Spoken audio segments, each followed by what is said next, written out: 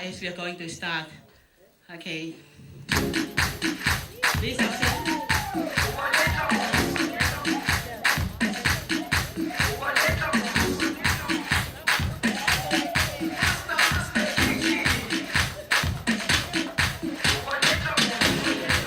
Jerusalem, ikayalami, ilondoloze, uhambe nami, zungangishilana.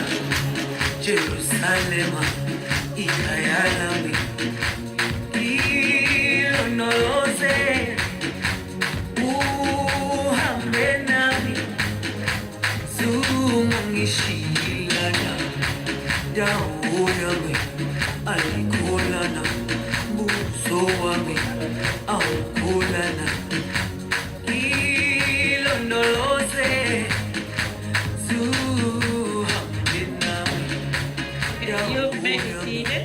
Alikhulana, buso wami awukhulana. So while we seated, you know that we have ministers in the house. Whawhetai he ki, o ki ai pefo ke ka whawhekau I he ni, ka taki he whangamari e koe ni, o kai ka whawhekau he ni, mo ka taki mai ki he, ki mua ke te pire mua. Mona? Whawhekau Mona? Walele? Whawhekau Walele? Whawhekau Oto? Otto?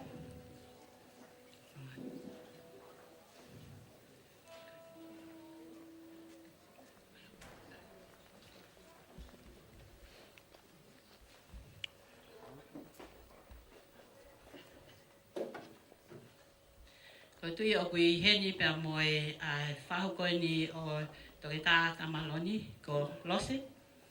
Ka taki mai ki he te pire mua.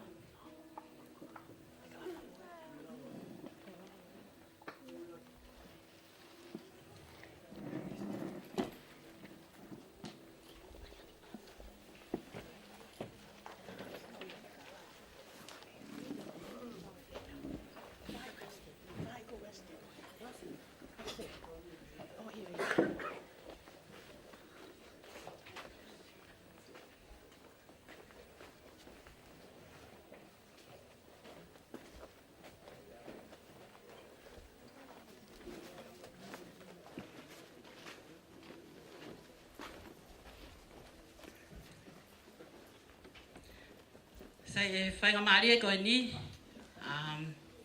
o whai whanofo ki he te pire mua. O anofken ai whaingamari e ki a tika, ki ne whai ai rea taitari, ki he na tika. Sai koe taimi koe ni, o ko tau tuanga whaingamari e ki he kau ko he ngā te nau o mai e tau praise and worship. Now I invite the youth to come up to the front there to have our praise and worship.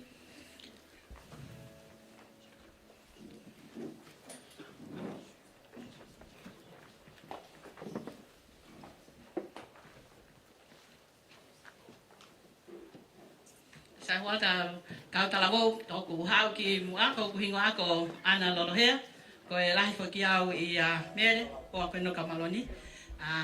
Whawhetai ke iki, whamiri, ko ia tau tukurewa ke kau ka talawo ke no mai tau hiwa, praise and worship.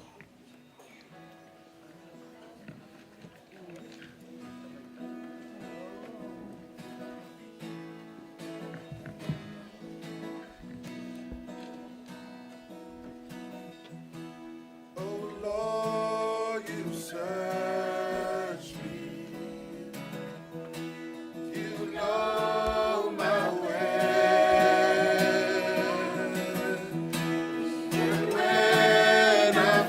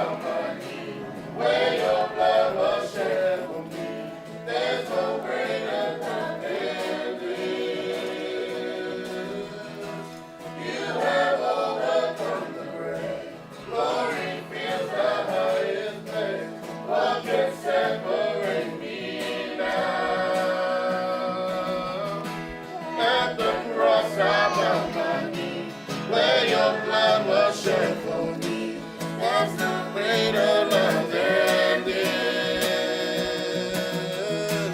You have overcome the grave. Glory fills the highest place. What can separate me now? You tore the veil. You made a way when you said that it is done. You tore the veil. You made a way when you said that it is done. You tore the veil. You made a way when you said that it is done.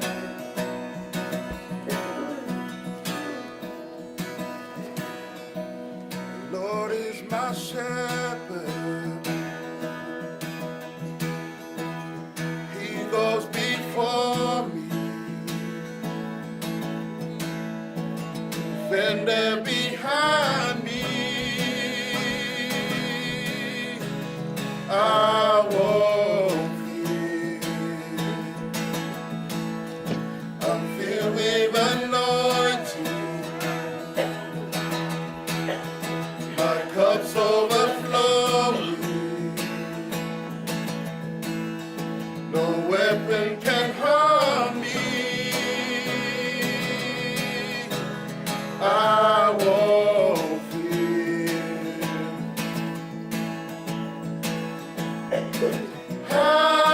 Hallelujah, I am not alone. He's my comfort, always holds me close. He always guides me. Through mountains and valleys, His joy is refreshing, restores my soul. Mercy and goodness give me assurance that I'll see His glory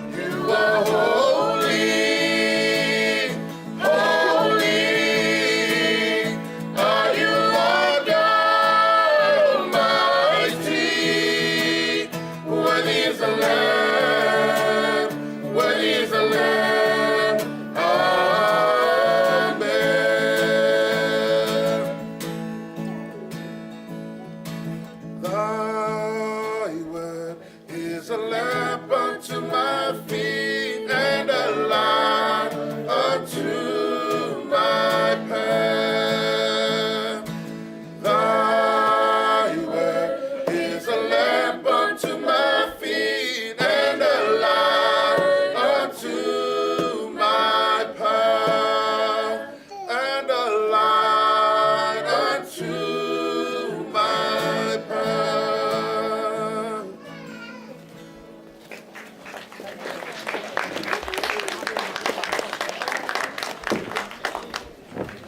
Today is very special because we just thank God and praise God Almighty for what He has done to Kamaloni and family. That's what we today is to celebrate and praise God. Tako whawhia te whawhekau Valere. Can I please invite Reverend Valere to say a prayer.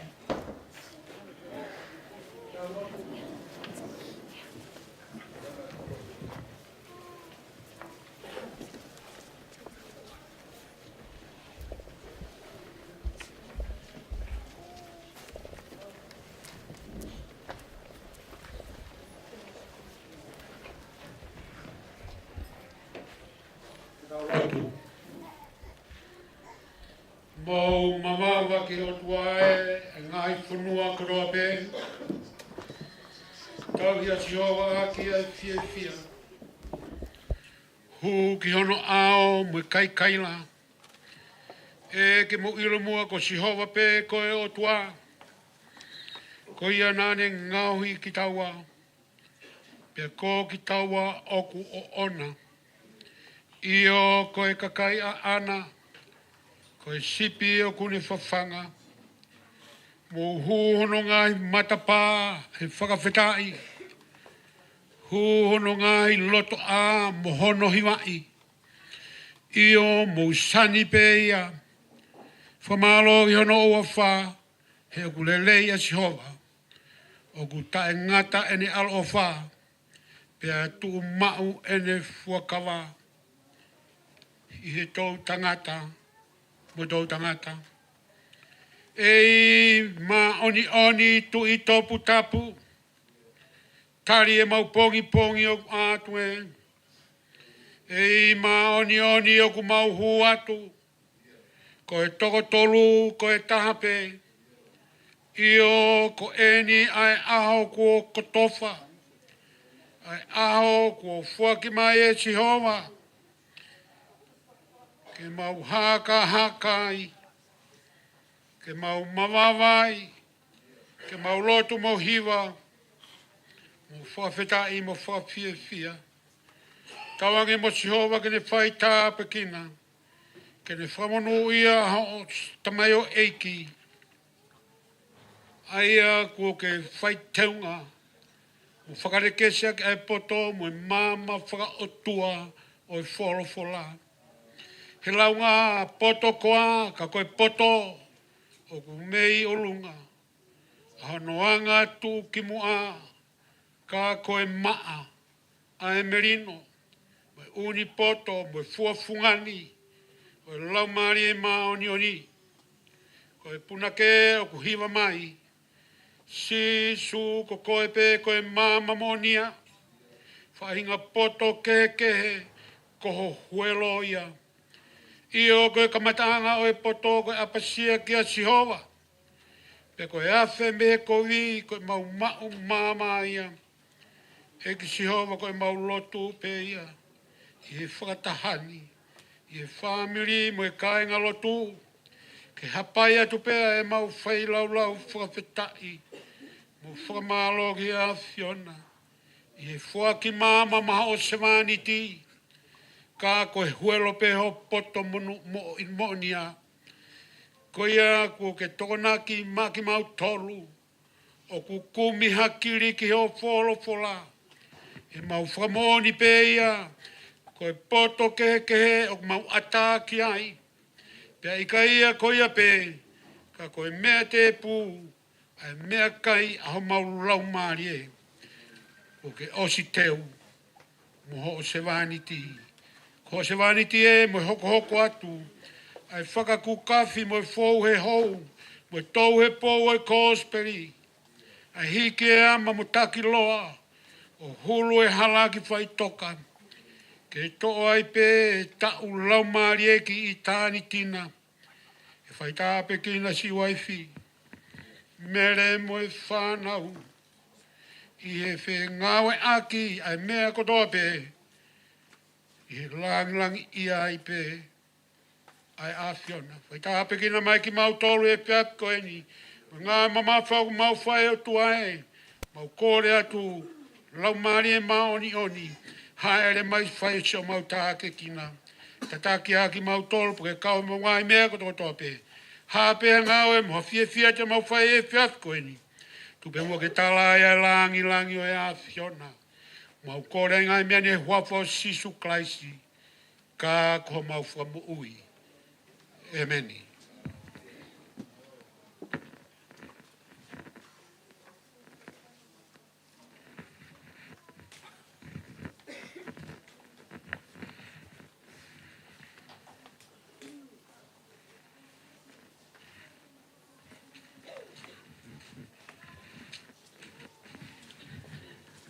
Amalo pito he lava e tau lotu. E whangamare ko ni ko e ahe kau talavou. Let our youth just bring your special item.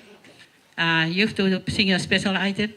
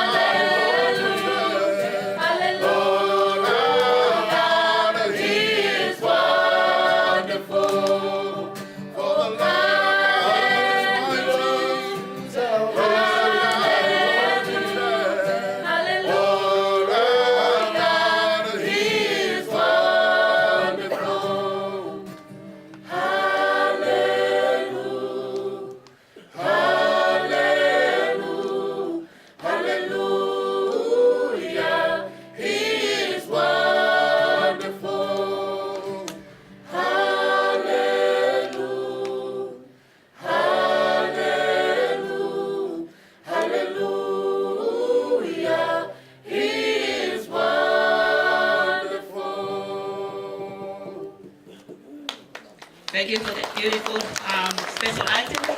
This opportunity, we just want Kamaloni, Dr. Kamaloni, Supervisor Pearson, for a special prayer for Kamaloni. And please, can the ministers come and put a hand around Kamaloni as he's going to lead us a special prayer of blessing.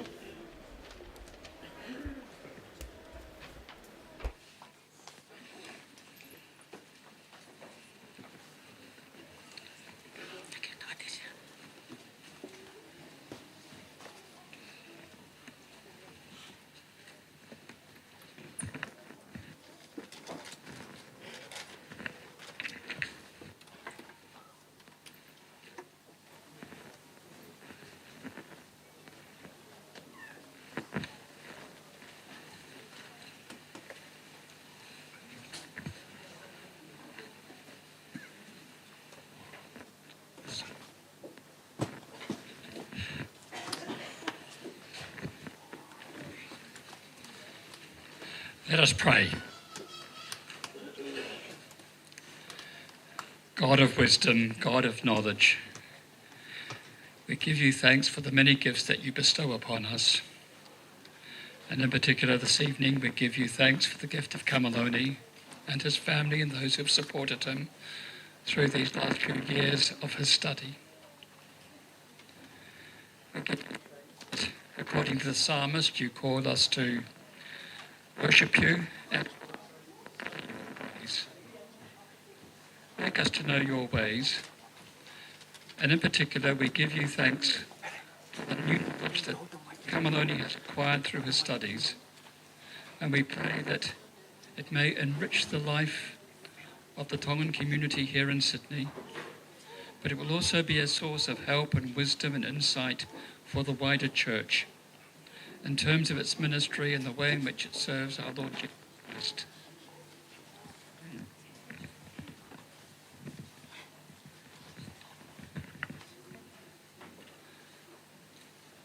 And so we ask for your richest blessing upon Kamaloni and for his future ministry, for the way in which he will touch the lives of others and also help others as they make their way through the journey of ministry as well. We ask these things in the name of our Lord Jesus Christ, who has blessed and enriched us all. We say these things in Jesus' name. Amen.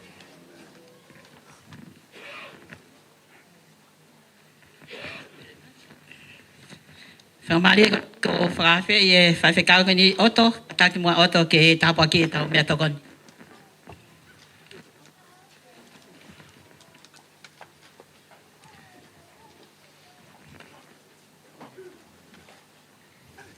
Ke tau lotu. Ko mau ka whatapa mo e Sāmea Moritoni. Mga wanong furuma hiwa himi. Wakaya o whalahi a sie tau tamai. Ai ne whakahaki ka wanga hala. E upe to kua koe whanau ai a Fiona. Mau whawhitai ko toa peo tua koe mau lawe i huelo ai a Fiona. Koe potohange koe lotu kua whai. Sāme te au whanga fulmano e Sāme wike koinu. Whamanatu ke te kamatoro e Sāme koe a Fiona. Ho mau pare tu a.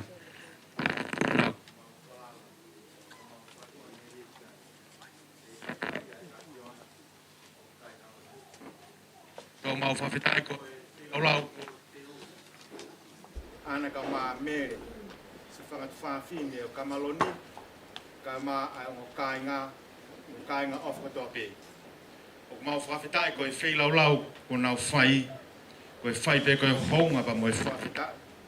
Ia koe fu ofa whakatupu langi o whakolo aki ai kainga tungi ai otulangi ka ai kainga tonga ko tope ai saswara taha ka mai kainga tonga ko tope fonwan tua mau lotu me mau tau tapa ilo pa mo ho eiki tandai ka whai whekau ka maa ki mau tolo ai kainanga o fonwan mo kainga ofa ko tope mau mauiri, mau malo ko toa pe, ke mau tamolaka, mo whai au whina ngalo.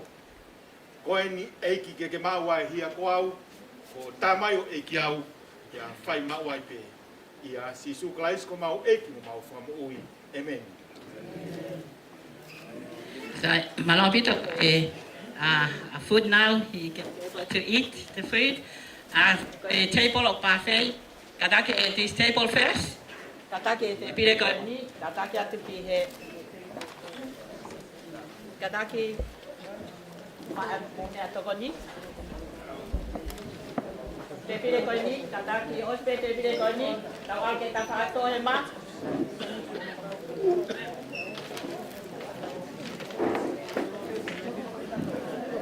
Tama tau fasi.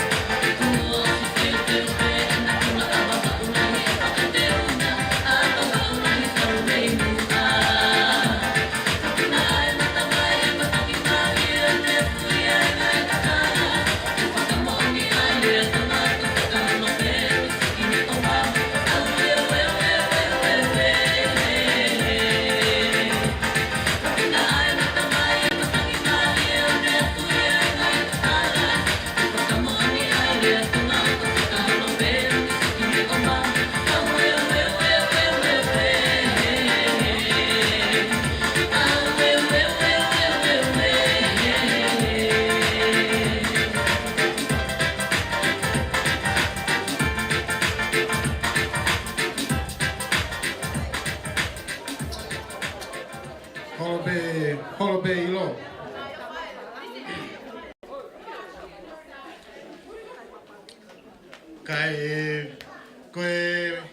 Kai mo kala ki pe ko to kia mai ne tama fai fa tongia e fia fin.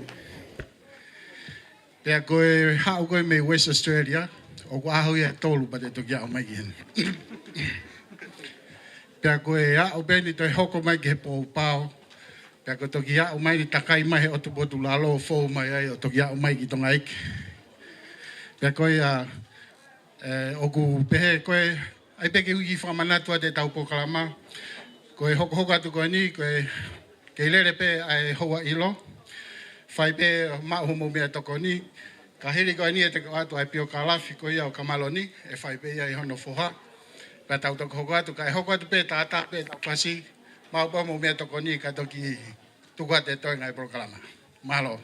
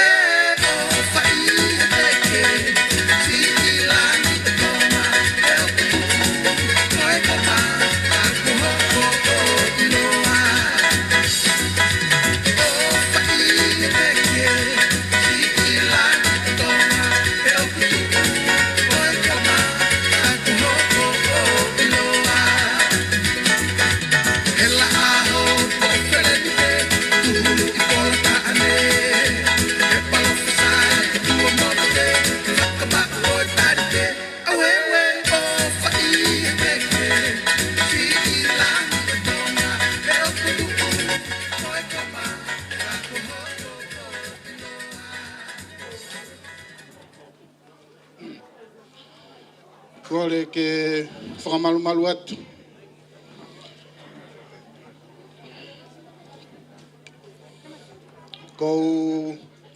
Kore pe ke u whakafoki e polo kalama ke konga hono tolu.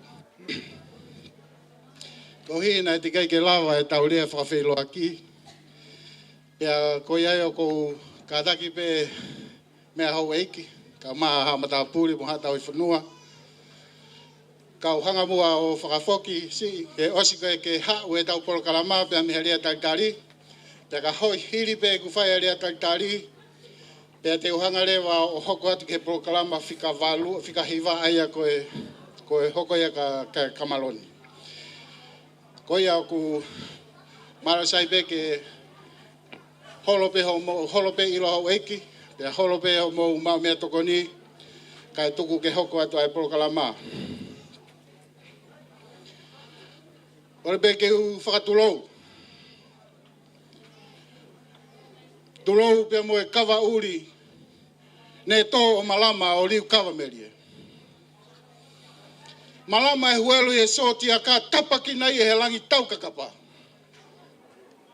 Hifonga ne fotu i he umata.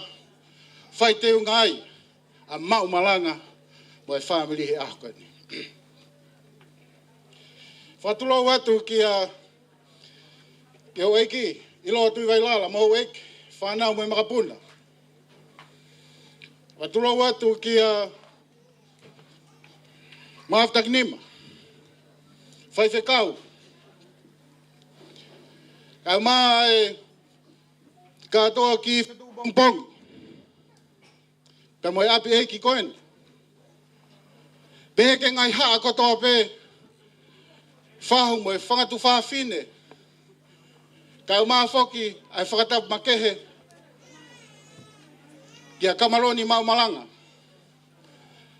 Toke tā whai whekau Kamaloni mau malanga. O ku kakapa e loto. Ke uhanga o Fetu'u hifo e Fetu'u mo e la amo no ngahi nau e soti a ka. Ke uhanga o whakamalanga aki. Mo whakailonga i aki. Ai maka maile mahau inga ko tongia. E tokoua koe ni he aha koeni. Ka koe katoa e ngahi nau o e Fetu'u. O ku wha o katoa pe ia. I he la mo ni a, ku tara no kia e puna ke. Si isu koe mama mo ni a. Ngahi poto kehe. Koho huelo ia. Koe ahani o kuhanga e Kamaloni. O whakatatahai ki tau tolu he lota whare koe ni. Koe foi huelo koe ia. Tana mai koe poto kotoa pe. Koe huelo ia mea mehe otua. Pea hanga he foi huelo koe ni a nofo ia. Ai tamai o eiki koe ni. Pea tupu ai. Pea whanau i ai, hufanga he whakatapu, ai aha mau ingani. Na iai pea e toko tāto tonu ke ne fua e whatongia aha koeni. Koe kutu he aha koeni o whakakakato ai whatongiani.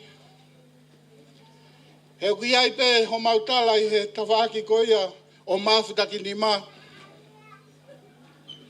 Koe whare o mafutaki ni maa. O ki ai peho no matapure. Pea kono tingoa o i matapure ko ia ko tātolu. Pea nei whae whakanofo ko ia mafutaki ni maa. Hiri ne pekia kia mafutaki ni maa loro tonga. Pea nei whakahingoa ai. Pea tō ai hoki i Kakakala ko tātolu. Neonga koe kutupu i he whewhine. Ka kou hoko au koe reo o e haa koe ni o mafutaki ni maa. I ha Fetu'u pe i ai. Ko au, koe re oe ni o mafutaki ni maa. O koutu ai ah koe ni pakauhinga e kurea. Whakapapalahi ke whamiri tamai. Mau malanga. Te ko Tuiono. Kau tongia e whatongia o e whiawhi koe ni. Ke whakakakato. He oku, taimeni i he oku ai pehano ki Mārie. E te rea he tawhaki o e whamiri o e whae. Pea nofo pepe au pehe. Isa hato lotoni e te whakaamua. Mana tua e api. Sioto whaunga. Niko sioto mamana. Fasi mo yafi, mo hei lala, ko Fetu'u laki anga ia ngahi haa. Pea teu pehe, ke utori he huni mei fasi, mo hei lala, ke fungani ake hoto sisi ala mea. Siare mai kuku walu e whahina, molu ai e maile, o e hala tai ala. Haki he whatai, no pia kahoa, ko to teunga kakala, ki he kātonga.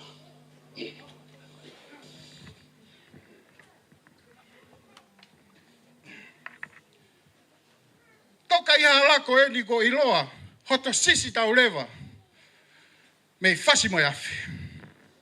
Tutulu pe tau mai aitu hua, api e ko Kolo si mo siate. Ave ki alofaki, e tau misiona, ai lotu tohi tapu, ke tu loa i tonga, pea kilukilua.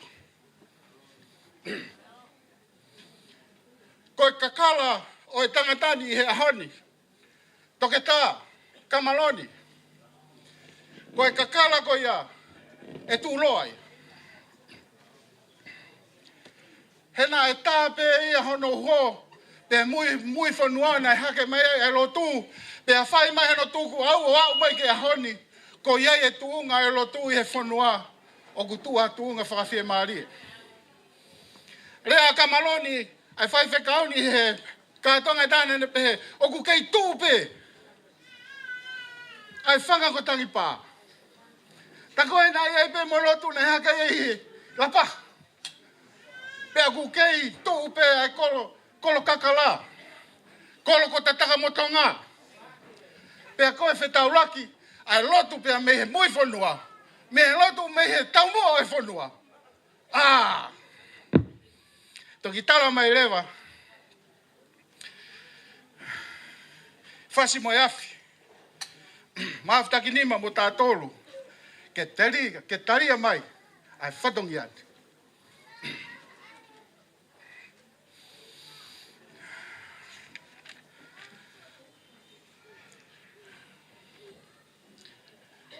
Iloa, kei kia hare ai e whiunga. Ke uhanga o māku pusi. Pe uhanga o whakatataua, ai foi whatongia, pe mo ikuna kawa, ko tau te fuai i he hon.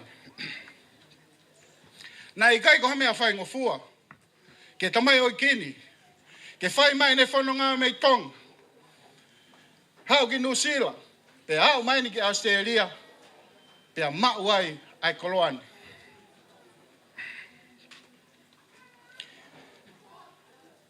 Nai whalau horo ai wango mātua he ngahi taula, e he otu motu kono ave ai Kōsperi.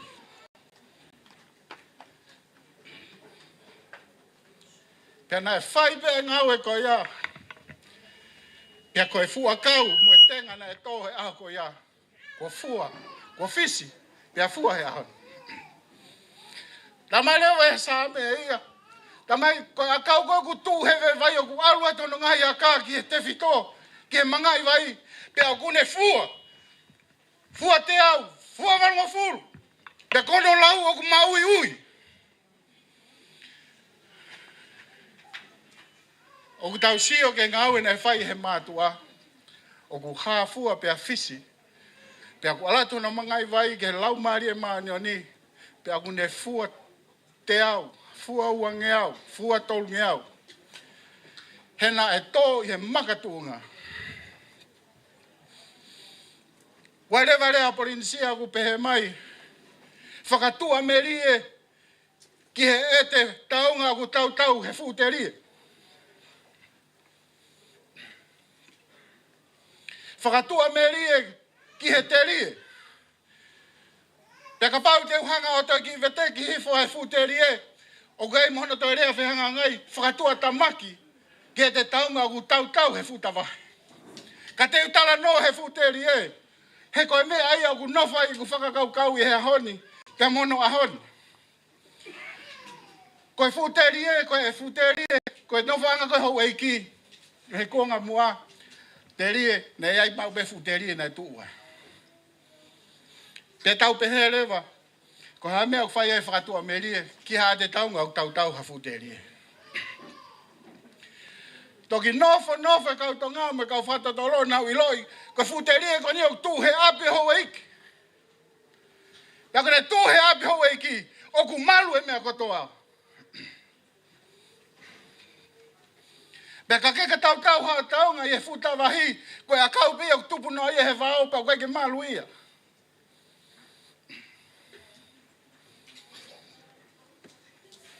Ko yongo matua ko eni. Ko sione mau malanga ka o mafo ke fuspongi. Na hanga o tau. E na taunga he futerie ko eni. Pa ko futerie ko eni na e tu ui he akau i he api ko kalaisi. Pea na e fua mai futerie ko ia o lave monu ui ai. Ai motua ko ne ako ene. Pau tau whawheta ia ki o toha. Hei kai ko ha talai hanga mai. Pena lau pe tokua. E lokua ko e moana no ta puta. Pea tuhake ke usani tungua. I kai. Ko e mea ko e nai tohi. Kua tohi. Pea ko e ahoni ko e ausia ahoni nai tohi. Tohi pe ia kilukilua e aho peheni. Whamalo atu whawhekau. A turi mafua. Hangeha tawa ke tā mafua. Ho tō whatongi a mō whainga nai whai. Neongo e kona. Neongo e whainga tā. Kana e whai mai pe wau mai.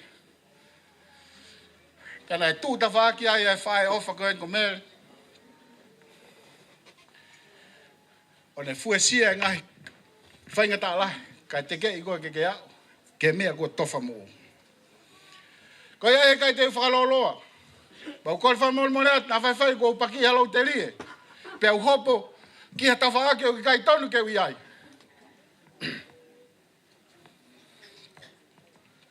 Kai tu ke unofo pe mua he ki whare polo na e tupu hake ai e motuani. Pea moe ki whaamirini. O te fua mai ai, ai tawhaaki whae koe na ai whai whekauni, toki tā Kamaloni, me haa koe a maafutaki ni ma. O na ki whoa koe na ki whai whekau koe ni, na o ai whai whatapu ka maafutaki ni ma. O ku mea i mua he te epire, koe haa koe a maafutaki ni ma. Koe tupu ia e lahi, tupu e kau whiri lava. O ki ai koe ne tama koe ko toa whiri lava. Koe lahi taha ia tupu ai a toa. Pea hoko ai tama koe ni, o ku ainok lele e maafutaki ni ma, ko tangata ila walu, tupu ai a maafutaki ni ma koe hau mai ke ahoni. Pea koe sisi ai ko tākai, tupu ai au. Pea mo Kamaloni. Pea ku lahi lewa whae a Kamaloni, i he whae a aku. Koe whae, koe sisi tahai. Koe ai koe kutu e ahoni, o alwhakataha mea koe kutu o whai, hoko koe tangata rea au, a maafutaki nima. O kou talango fua, ki he rea, ki he tuuni moe pui, ai toke tākia te au, kou hio kulahi e kau si au. Pea koe ai, whamorimore pe ka pau ku ki loloa e rea e whiaf koe ni. Ka kuhai tene hanga o tanu, a kao mo to fua. O kutu ia, o whakatalu. Pea koe lava mea o aho koe ni, tau whawhetai ki tau peke o tua, he fo i huelo koe ia. Whatawangi o tua mawhi, kene hanga whai tau pe kina ki mou tolu. Pea whamorimore, o kou toki lawe, o kui heni ka toa, o whangatu whawhine, whangatu o whewhine o whai whekau, koe a kou whamonua ka teki mou tolu, whaambene mo maha ofa, pea mo whalau whiawhia i he kātua ngani. Pea kou tala monua ka teki mou tolu, umawhau ka te hokosia i Christmasi. Lewa malanga kau tatau atu.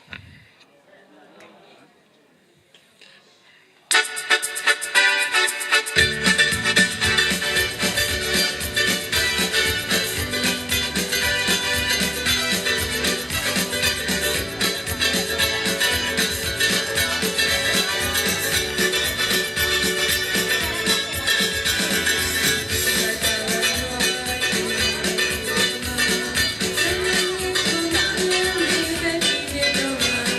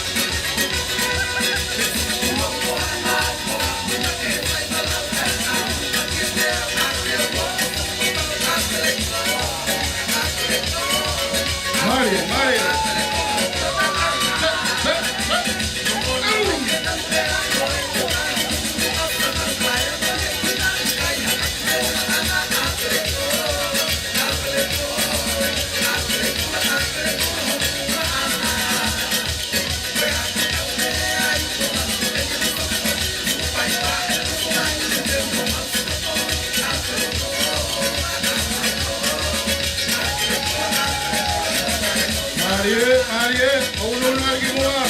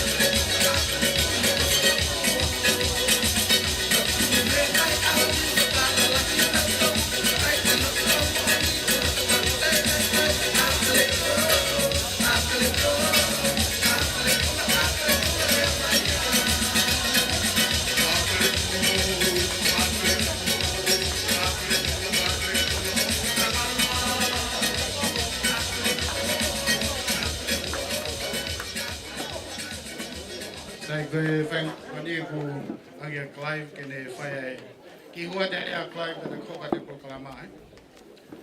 Clive.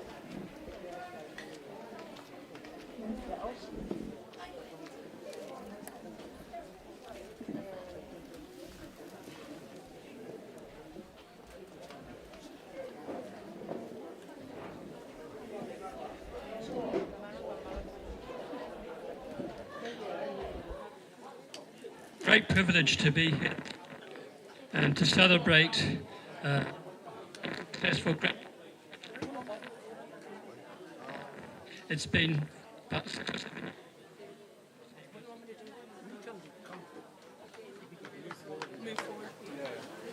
years. But for the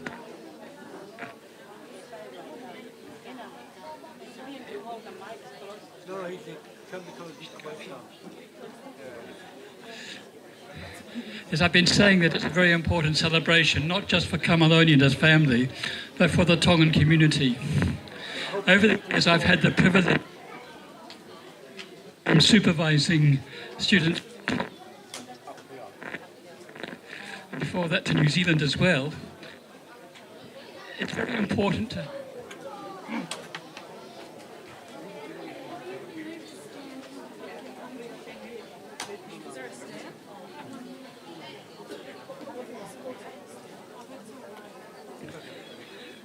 here. Oh, I need to go up the door. Shall I look this way then? Okay, well, I hope you can hear me this time. What I've been wanting to say so far is that Kamaloni's celebration is not just a success for him and his family, but it's also something to celebrate within the Tongan community. Over the years, I have supervised and taught quite a number of students who have come from Tonga, first of all to New Zealand and then to Australia. And it's very important as people migrate from one part of the world to another to find out how to work and operate in a much larger culture, larger society, a much larger church than what they have been used to. And Kamaloni has fastened upon a very important point in his research. It's a very important exercise for not just a community, for all Pacific Island members of the Uniting Church, to which I belong and Kamaloni belongs. So many of our procedures, so many of the things, the way in which we organise ourselves, are very Palangi-centred. They're very white-centred. And they do not take into full account the sheer cultural diversity of our church and our society. And so often things are organised on a kind of one-on-one basis, so that if I am in any kind of supervision, it's just me and that other person. But as we can see from the celebration, you are a very communal people. And that's what Kamaloni has been exploring, about how to organise ministry and life within the church for a community, for relationships, and not just for isolated individuals, like what so often happens in my culture.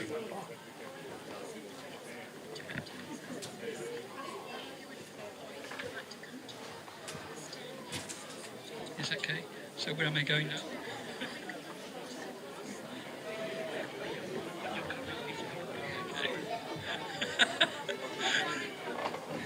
Okay.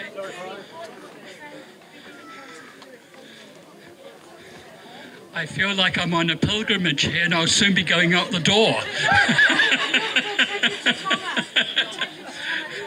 So that's okay this time. Well, I'm not going to repeat everything I've just said because some of you would have heard that, but I was really stressing the importance of the work that Kamaloni has done for the sake of the Tongan community, for the sake of many of the island communities, for the sake of the wider church, because so many of our procedures are really reflecting people like me with a white skin. We're not like that any longer, and we have to move into a way of relating and understanding what it means to follow Christ in and through and across our different cultures. And Kamaloni has been something of a pioneer. He realised that there was something to explore. And that's what he said about that task. And I think that what has now happened is that he will act as a kind of an example for others who can come after him. It's always difficult to be some of the first people to go and do further study. If I do further study, I know that I can find other European white writers who have done that kind of work, and I can build upon what they say. But for someone like Kamaloni, for people who come from what was originally an oral culture, you have to be pioneers and find your own way with some assistance along the way, but you have to find your voice in a very distinctive kind of way. And Kamaloni has been a pioneer, so much so that if I was still teaching students, I would be setting essays and exams next year on critically evaluate Kamaloni's thesis.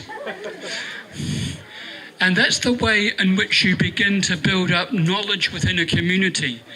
It's so that the kind of work that he has done is not just left in a library, just not something that only he knows about, but it's something to build upon and to let it spread throughout your whole community. So I simply want to commend Kamaloni. It was a great privilege to be working with him, and through his thesis and his attention to the VAR, I now know a lot about space, much more about space than I knew before I started supervising his thesis.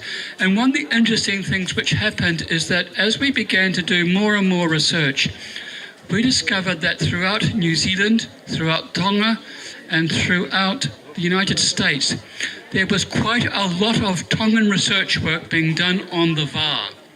There wasn't so much done in Australia. And so this represents a very pioneering kind of work that he's done. And so as you celebrate Kamaloni's achievement, not only acknowledge the support he received from his wonderful family, but also celebrate yourself, because this is your thesis, this is your graduation, not just his. So thank you very much. Let's put your hands together to Clive. Hello everyone. My name is Eli Sane Fusipongi Tuiono Mamalanga. Before Clive goes back to his seat, I just have a few words of appreciation. This journey is not an easy journey. And especially for Dad, English being his second language. And Clive, not only have you been a supervisor, you've been a mentor, and I truly want to thank you. You've also been someone that Dad has been able to lean on during these long years. We don't have a lot. You know, our family, we are a very poor family. But from the bottom of our hearts, I just want to say thank you. Thank you for taking this journey with Dad. Thank you so much for those tireless hours that you spent editing, fixing his grammar. You know, there have been, and the computer, yes. You know, there have been a few times where technology I've had to help Dad with, but, you know, there are things that our kids, his wife, his family couldn't do. Only you could do that. And so, Clive, I just want to give you this gift as a token of appreciation. Thank you so much.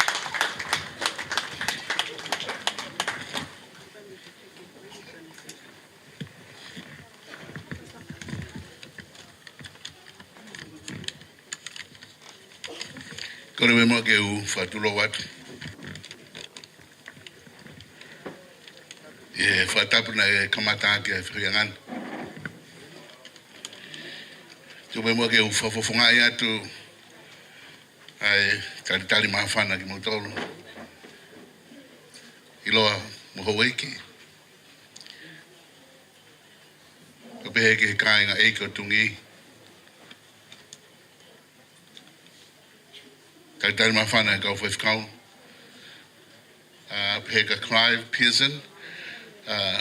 Reverend Dr. Clive Pearson and Reverend Mary Pearson.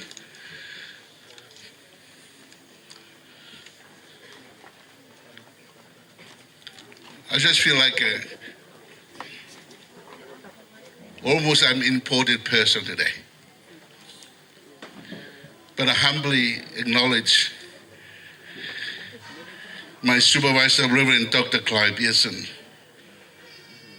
I'd like to express my deep, sincere thanks for your time and your wisdom and patient guidance, encouragement and advice you have provided throughout the time that I spent with you.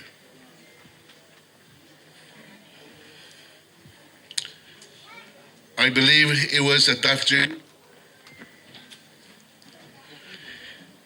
But without your wisdom, I wouldn't be here today.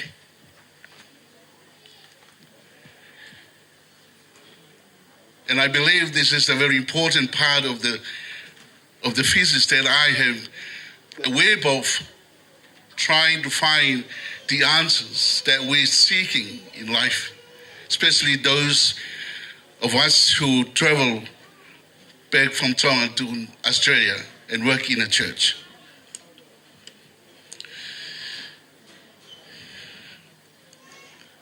Sometimes I feel,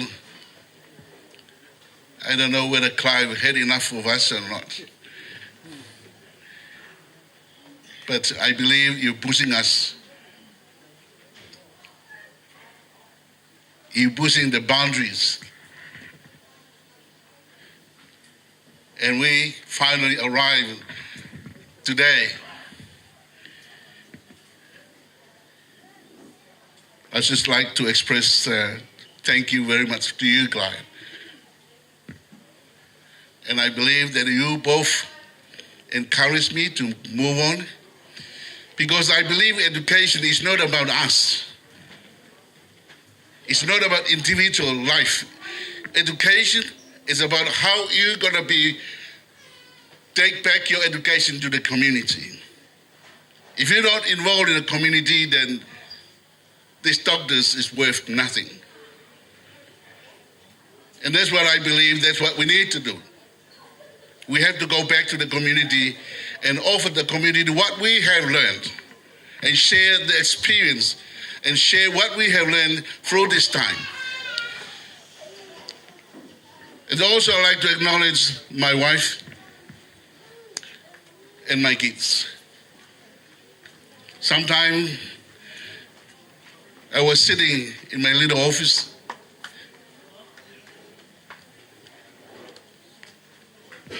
focus on my own studies and forget about I have a role to play in my family's life. But I believe their support and believe that we can achieve together these studies make me keep going. And now I'd like to thank you very much, my wife Mele. I got my son Beawafi, Williami, and Salesi, and Fusi, and Mele. And I have a daughter-in-law, Lola, and Emily, and two grandchildren, Junipa, Pongipongi, Malanga, Thelma, Latai, Malanga. We achieved together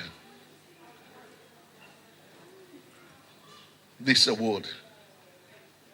But I believe this is the time that I have to give back to God, give thanks to God for this. And thank you very much for all your support and all those who behind me, families, friends, that you encouraged me to keep going. So thank you, Clive and Mary, for being here today. God bless you all, and I know you are very busy. After this, please, you can go. Go home. Let us, because we have a celebration tonight, maybe we're going to finish 12 o'clock tonight. So, and I don't want you to stay here for the whole day, for the whole night.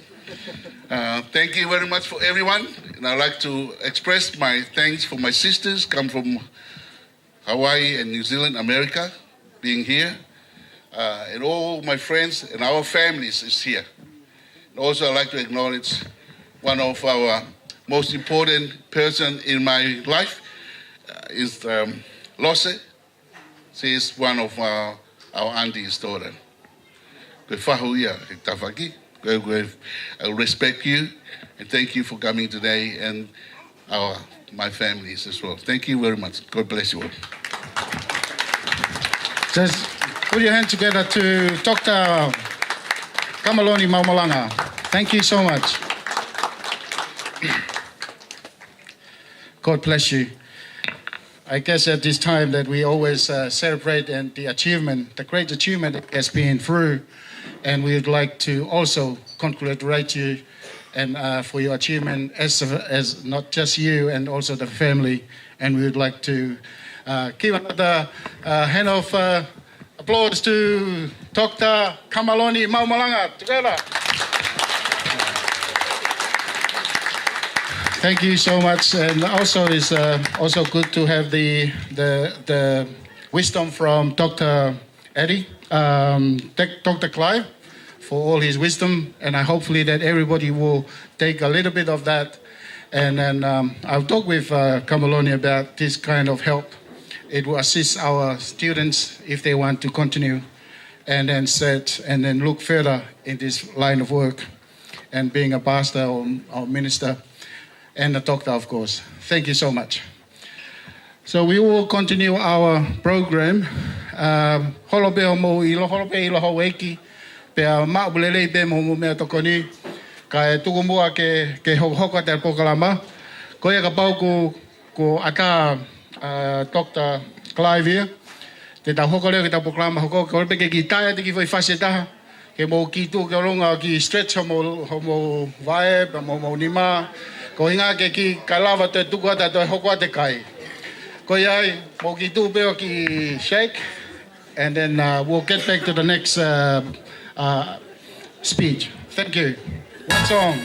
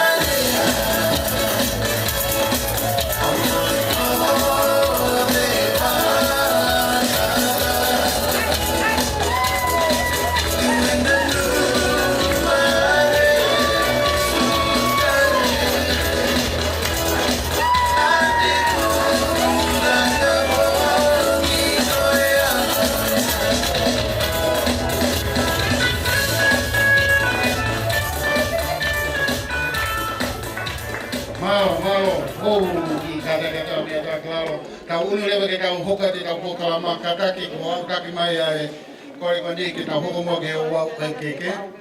Ke ta hoka re ke o wau keke ka te hoka tu hoko ka te ta hoka ma koia ka foke atu ki he. Ka mere ai o wau keke malo. What?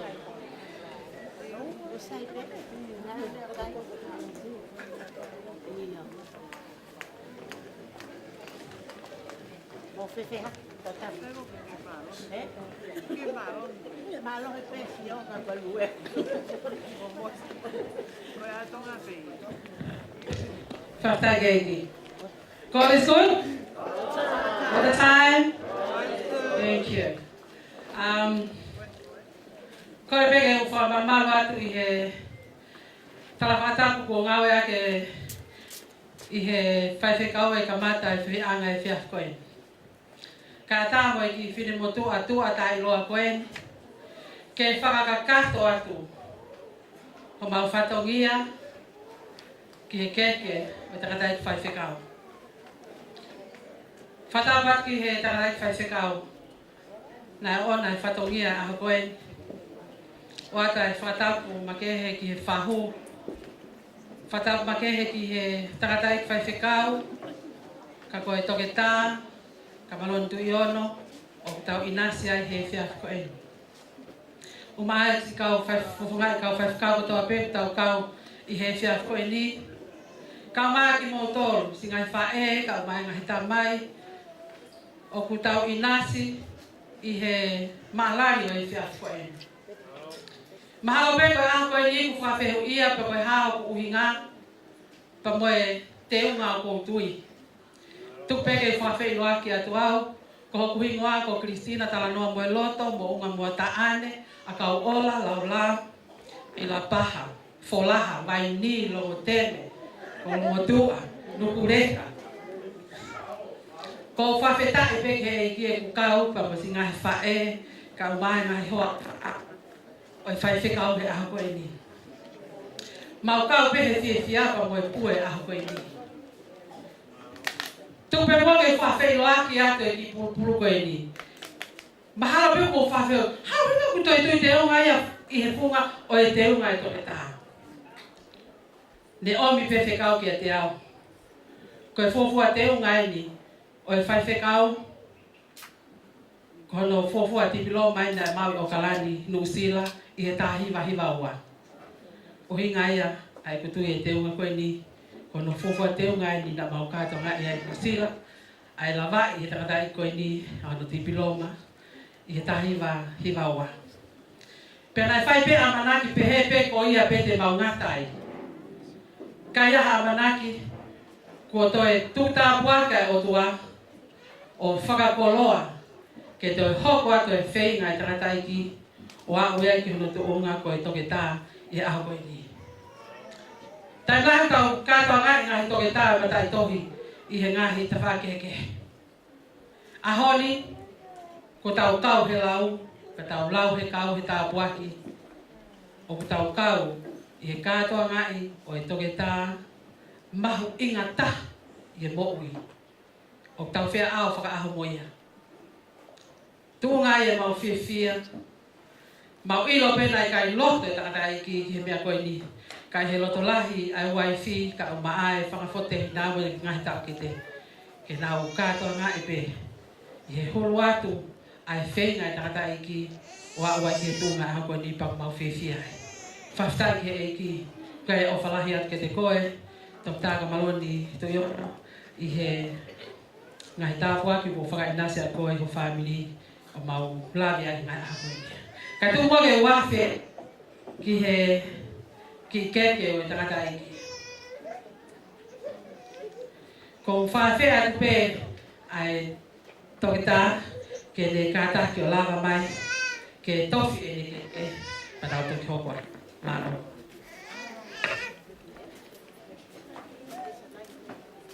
DJ ki tā magi. Fast!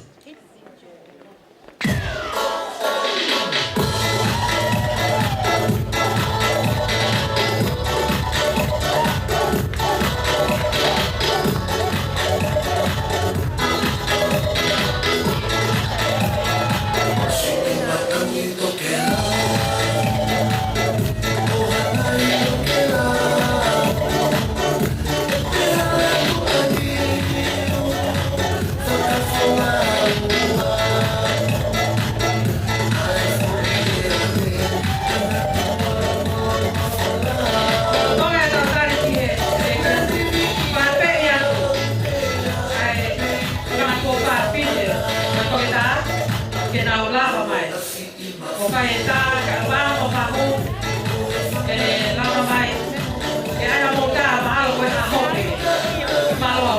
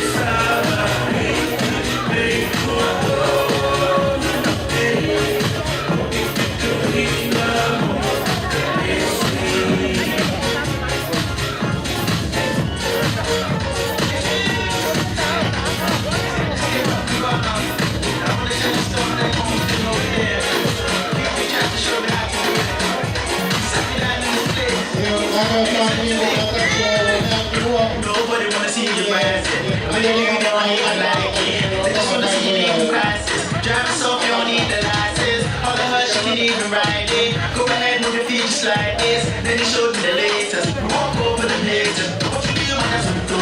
That's what you do.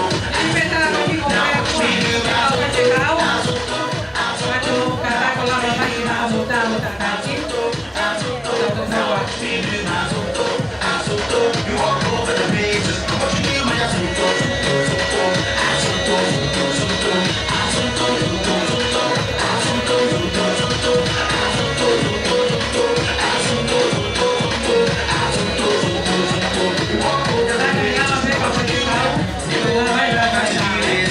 So I'ma take you right through this. I'm looking off just the movement. So when you jump on the floor, better use it. First step is a step. Step you move to the right, to the left. Left you do the freestyle when you step. Step your hands in the air and you're ready. So go. Twist your fingers. You can wave and say hello. Look. Make a fist and you give it to me. No balance. That's how you do. So let me see you go. Can we talk? Nobody wanna see you rising. But they do, they don't even like it. They just wanna see you in crisis. Driving soft, you don't need the license. All the things you can even ride it. Just like this, then he showed me the latest. Now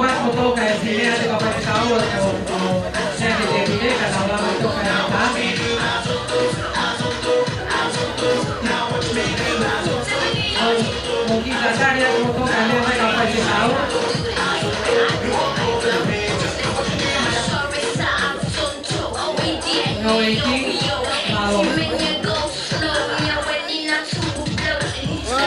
Here we go, I'll show you how to do this. So some inside, make us stop. And cross on the stop sign. To the left, the right, the what you read. I don't know. All my ladies try to pull up.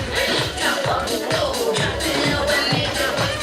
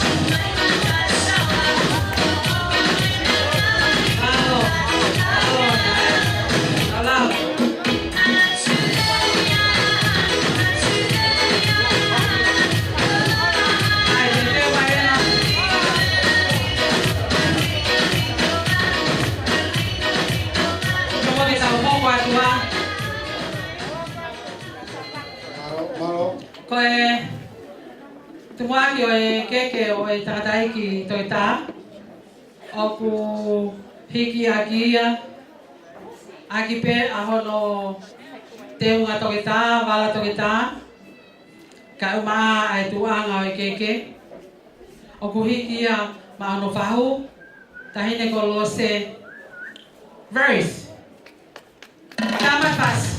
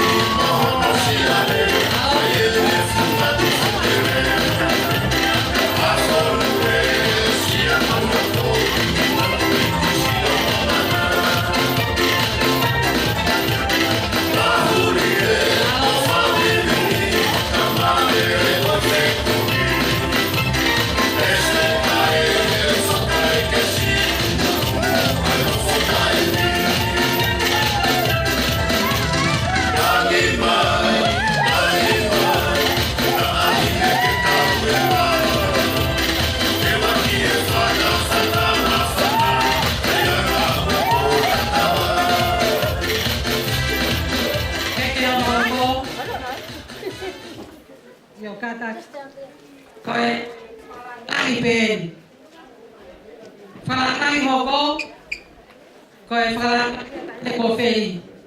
Lama mai mei nusila. Tamai fas. Kono tau puanga ia. Whalakai te kofei.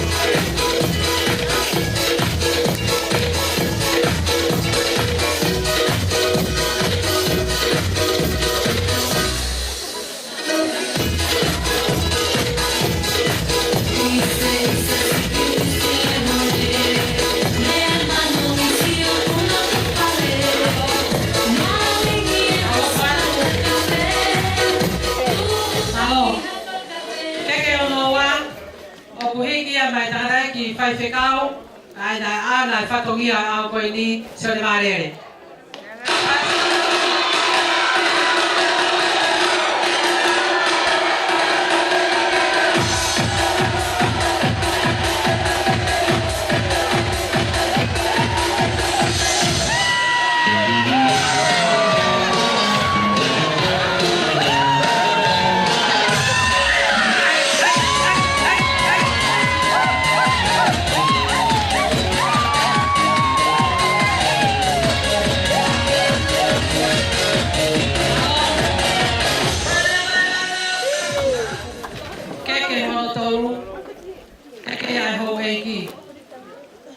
Tamasiko iloa.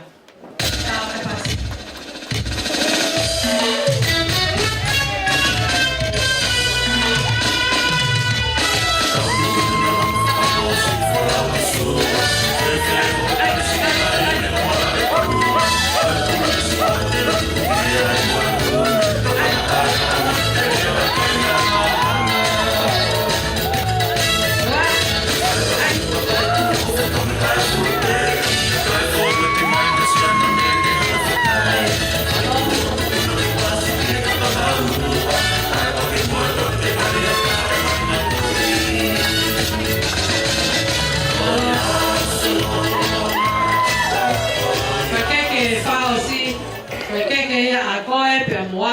Moimoi tolu kotoa pena e lama mai ki he whawhiawhia e aho toitai au koe ni koe keke ia au pia muau mo ki tau tolu no katoa.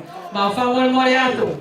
Ka pau kia hato o whatongia ai ngahi o whaanga o e toke tā ka umai whangato whawhine pa mo e whamia no kotoa e whawhkoe ni o kui kai hoa pa mo wakai tau tupe ke lau mare mani o ni ke ni whain tau whakakato au koe ni toa whai kia. Malo.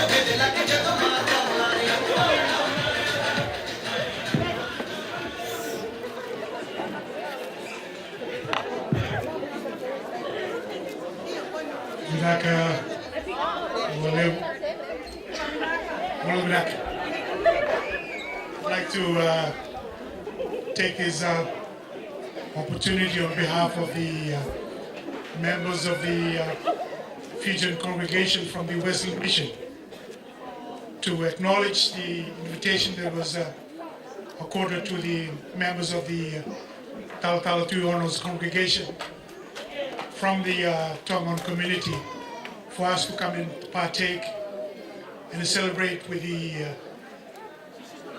and honor Tuiono on his graduation and being awarded the doctorate of his highest.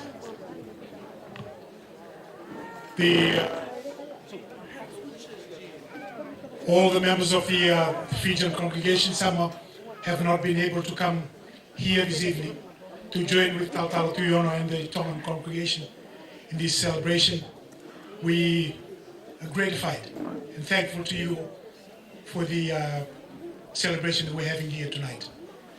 And on a token of appreciation, the Fijian ladies have got what is called a wakama mother.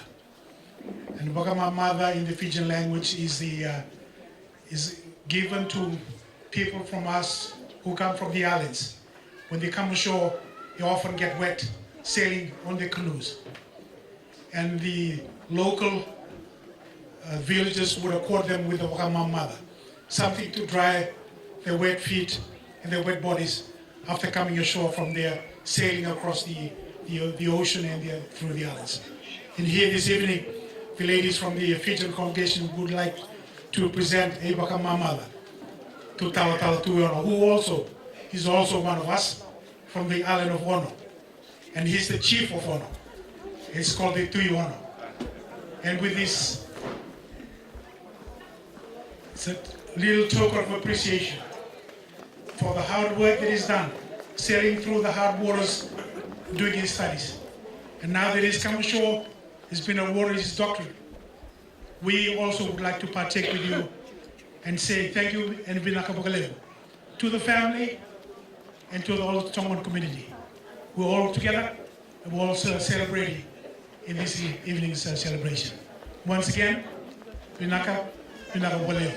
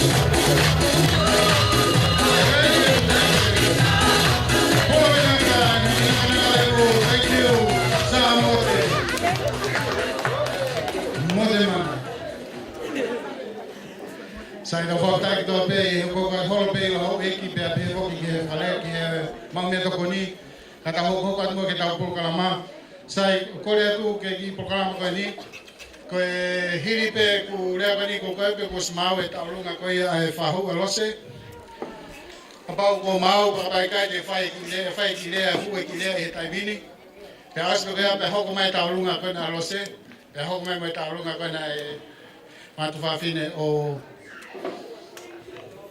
Kamaloni. Koia ko kole ke koe kapau e ko whahama e mau e taurunga ko ia. Io, sai ke hui ki lea gani ka e kole ke a vai no ke karaki mai o whai a lea mi e kolo kakala a whonga te whai e kai ngā tungi.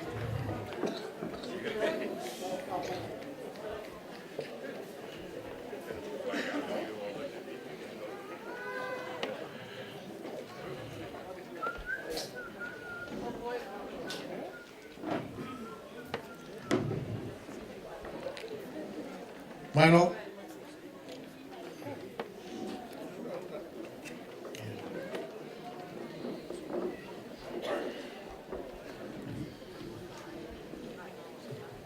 Korege u whatuloa tapu ke a whia o tau lotolotonga.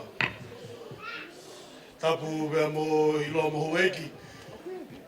Whatapu atu ke tamasi o kona e aho. Ka e tala mo ka pui e ngahi. Whatapu ko whatapua e aho koeni. Ka e atapu e mutuani. Ke whafofonga atu harea. O tu e aho ni ke tu e ngahi tu ngā su e ngahi whare. Ka kau tangata me he kolo. O kunau. Mea mai me he ope. Tu ngā koe whakawhiewhia o e aho koeni. Ka aku. Roto toko a iloa mo howeiki ke tuku mai ke motuani ke whai atu a whafofonga. Ko ngā pe ko e aho whakakoloa koeni.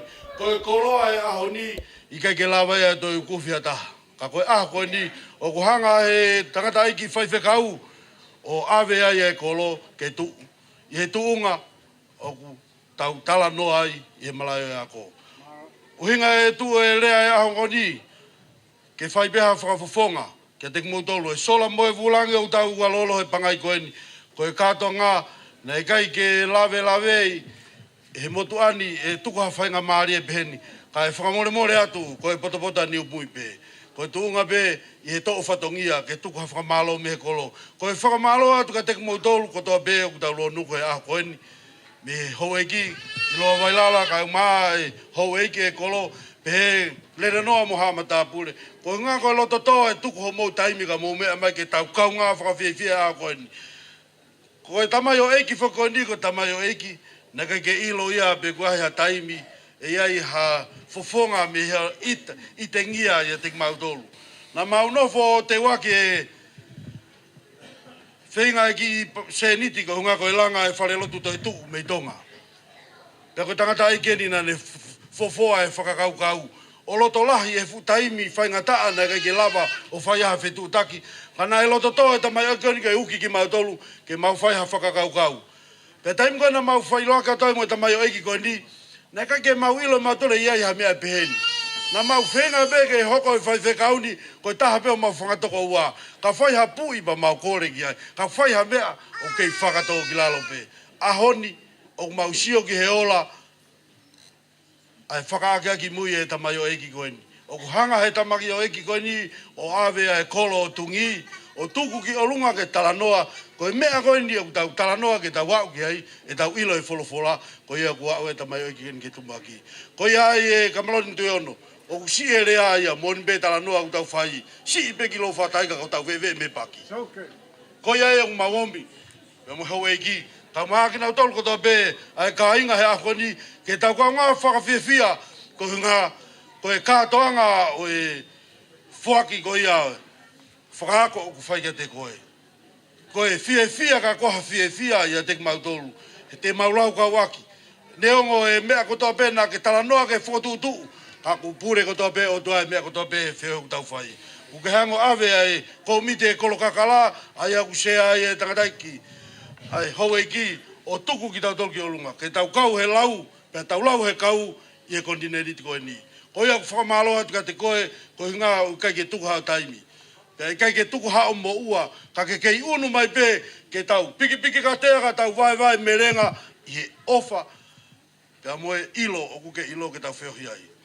O behe tu ke whakafonga te ki rea koe pia. Whakamore atu ka te motol ko tape, mo mea mai mea o pe, ki motol ko tape ku tau. Ua lolo i e pangai koe ni, ka iaha mau tō nou.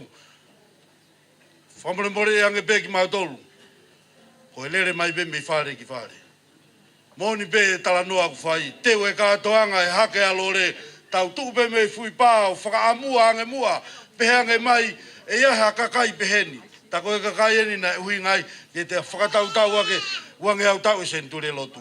Ko ia ku tuunga ai e whekeri e tangata aiki koe ni. He koe mea peku ilo aiki tau tolu ke alu whakataha pe potope moe ako.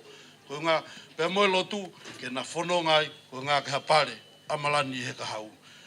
Whamoremore, koe ngata ai he rea ke whawhoko atu me he hou eiki, hai whakamalo ke te motolu, koe ngā koe whawhonga atu e rea koe ni. Tuku mua e whainga maari e koe ni, ke turi ai beho tau hua. Whamoremore ange MC, be kua ha polo kalama kune te uia ki ai, kauku. Tuku mai ai pea e, koe mau tahine MC, o kune mea mai koe ni. Koe tahine fo koe ni ko unaloto Tuiono. Whamoremore koe tuku atu ai lewa ke hao atu ai e mawhana e ka inga. Ke whakahauko atu aki, ham. Whakawhiawhia ko ngā ko kātoanga u whai. Lewe malanga, kau te tau atu. Kore ke u hao hake he whakatapu ko whai. E wae no. Kai tōku mua moi whine motoa koeni. Hei kai ke u whakasiisi. A e ku haa i he aha koeni. Ko kuhingoa, ko unaloto pāsāsā ni ware Tuiono malanga. Lo mori katoa pea mei Tatakamotonga. Ko hinga foki ai tau whiewhia, ko fumatai tohi toke tā ko hutunga ani kon ko Kamaloni Tuiono. Whiewhia au ia he ne whakaiku Tuiono. Ko uhihe ko hako poto ki mauto. Ko au ia ne motu pe eksikulu, ka ko toke tau he ahoni.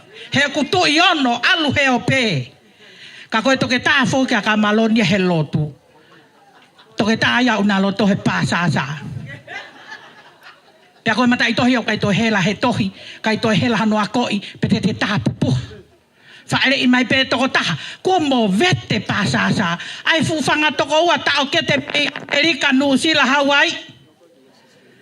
Pea koe mea mai ai hou eike Kolo Kakakala, i we. Ko hono ho au taka i whala mai ki he pāsāsā ko anahi. He koe kui ko anahi, au tupu mai me ai lahi ia. Hoko mai ai toko taha koe ai kautu i vai ke aluhe ea e tau hoko. O hi ne ongo peu tau mo vete pe a where a whemari aki. Kai ke hepeke tala ke au. Hoko mai ai tangata ko kepueri Tuiono. Una loto i au tupu me ai. Ne ongo hau toko taha pehe ahoni. O puri aku mone lau koe a tanoa ko siope. Ko wheho family. O sia he mate. Mate mo ui, mate maha ki, mate taiala sisi, o ku nau i he whare maha ki katoa, o nā loto peke i mā kālo hoi kui kai whi mau he o tuai ke awe au. Hoko mai ai a ne tane, ai ni au kui ai e whanau a manitisa, o kui he ni mo e whanau ai whangamoko puna koe ne o ne tane a kui a Kamaloni. Kamaloni, tapu pepe a mo e ope, kou whia. Iho o mau toke tā he lotu. Ke whenga i atu ki mau tolu, ke mau whoki atu ki he lotu. He kuke au ke pāhia, kai tau te whito ka hau. Aho ni kou kore whakamore a tuku lolo ka kato. Pakai ai pēa ngai whakawhiewhia, o kuke lawa mai ki ai toke tā, o whamai hau pe pake whoki kai tukuangi ke uwhiewhia. He koe natula iau e pāsāsā ke whiewhia. Koe ahoni o ku loto whoko o Kamaloni pure pe Kolo Kakakala ai he taini mene mo ui. Kai kene toi whe mau e aha mea. Koe mea rewa kune whe mau una loto tau olunga tahape. Kolo kakala. He koe family mo e tunga whare koto kotoa kai ka tahai kehe. Ko ia, nā kulere atu ki he whanau pa mo e whangamoko puna o ne tane o kore ki ai. Na e loto pea Kamaloni ke teke whare lotu. Toi tuu. Koe kolo kakala, koe kolo tungi, au tau iai katoa. Tau tāpeta. Pea ko nau loto rerei koe saifo kia koe e nau whakaungongo mai ke tori koko au. Koe mea koe ku uhinga i koe e whia, koe e nau o whani. Ko iai toke tā. Koe teki koe ai kolo kakala pea moe family Tuiono moe family Maumalanga. Katoa ka inga pasasa. Koe paanga e tolu afe. Kau fuma mafa ke lai ke ki whangita mai kita mena tolu fuma mafa ka pa e toe palaki at kai pa moe uafe. Katoa ai teki pea moe si i whakafotunga kua whai me kolo kakala pea moe haa Tuiono pea moe haa Maumalanga. Pea moe kolo kakala kotoa pe. Whiunga ia pa moe paanga e ni maafe. Whamole pe. Mere. O si ilo pe mao tolu koe tuai pe no rei atu. Ko kamo ia ka fusike o atka koe. Kai tupe mua ke au. E mau whaka launoa kia te koe brother. Tatakamotonga. Tuiono. Koe paanga ni maafe koe ia. Tahafe ko kahoa. Tahafe ko vesa. Tahafe ko kie. Tahafe ke almoia ai akalansi hausia a Pongipongi. Tahafe ko seni tolo. Tahafe ai o li noa pehe warete amere. Ke ai aka ane tala noa na ini maafe futo ke ta me kau pasa sa pe mo kolo tungi pe meia iloa vai lala ko ho e kia o wa toi fufu ke pehe o ku kai ke kawa iloa ai ko ho e ke kolo kakala pe a ko pure au pito ia i he komiti whakamalo atu le vereva malanga kai ta mai fasi ka mau ki alu ai leva he pai tere a kolo kakala si peki veve ka koe paki me toi. Tu ke tui ho mau kakala koe hei lalai. Tui i mai pe e pasa sa ke mai no koe aho ni koe aho i kolo kakala. Kai lava ke ki olunga ke uhi ke fai e tau olunga.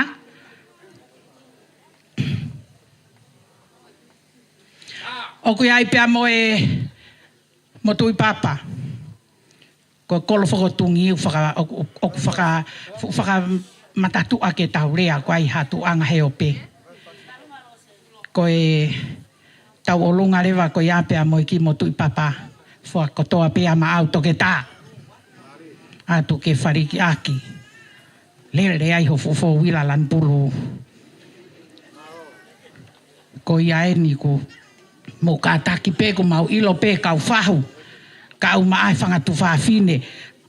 Ai pelo toi ke sukai koe taha pe koe kau Tuiono mo malanga mo kolo Kakakala. Ai peia ai ko hinga ke tau fia. He koe mea peia ko lere no aia pea kolosia. Mau manatu pe motola lere no avae no me pere hake. Abi ai hingoa pere hake pa kuange ko lau ko kamata ke kolos no ai he kolo Kakala no hingoa. Kai ke ko e taimi peni ia e tau olunga ko e ai pe fase kolo Kakala pe mo ka taki pe o te mo si tu mai ke tau e ko keisi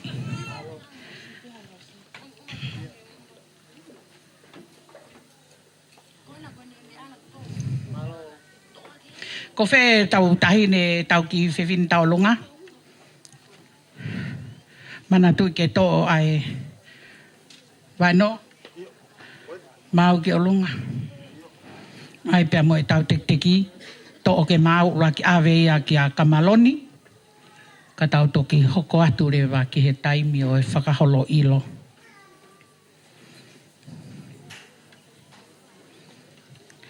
ko ke kumi e fasi ko atunga foki e laka mai pe ko ava e no ia ko ma fana pa ni ai ke mau hual pe au e au ka fe lau ka hanga mai e whangata o ke temi Hawaii i monusila o mau toko Fetu'u mai le ua i tua kai ke.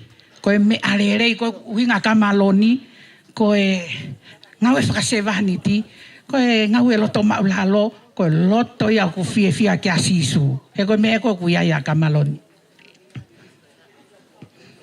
Pea whakato'o na laka mai e whahu o tupe i ke tau tolu ki tua. Whamore pe whahu koe ofa whakasisu kalaisi.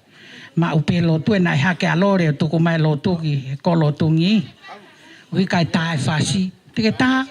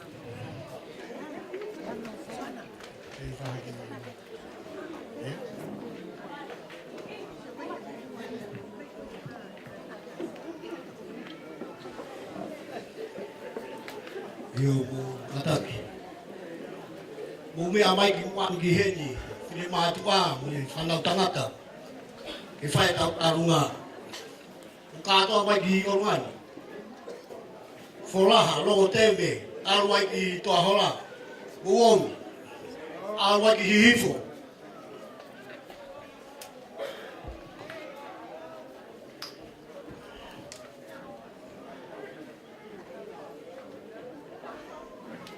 tu mo ke u fatro watu he Kamu aho,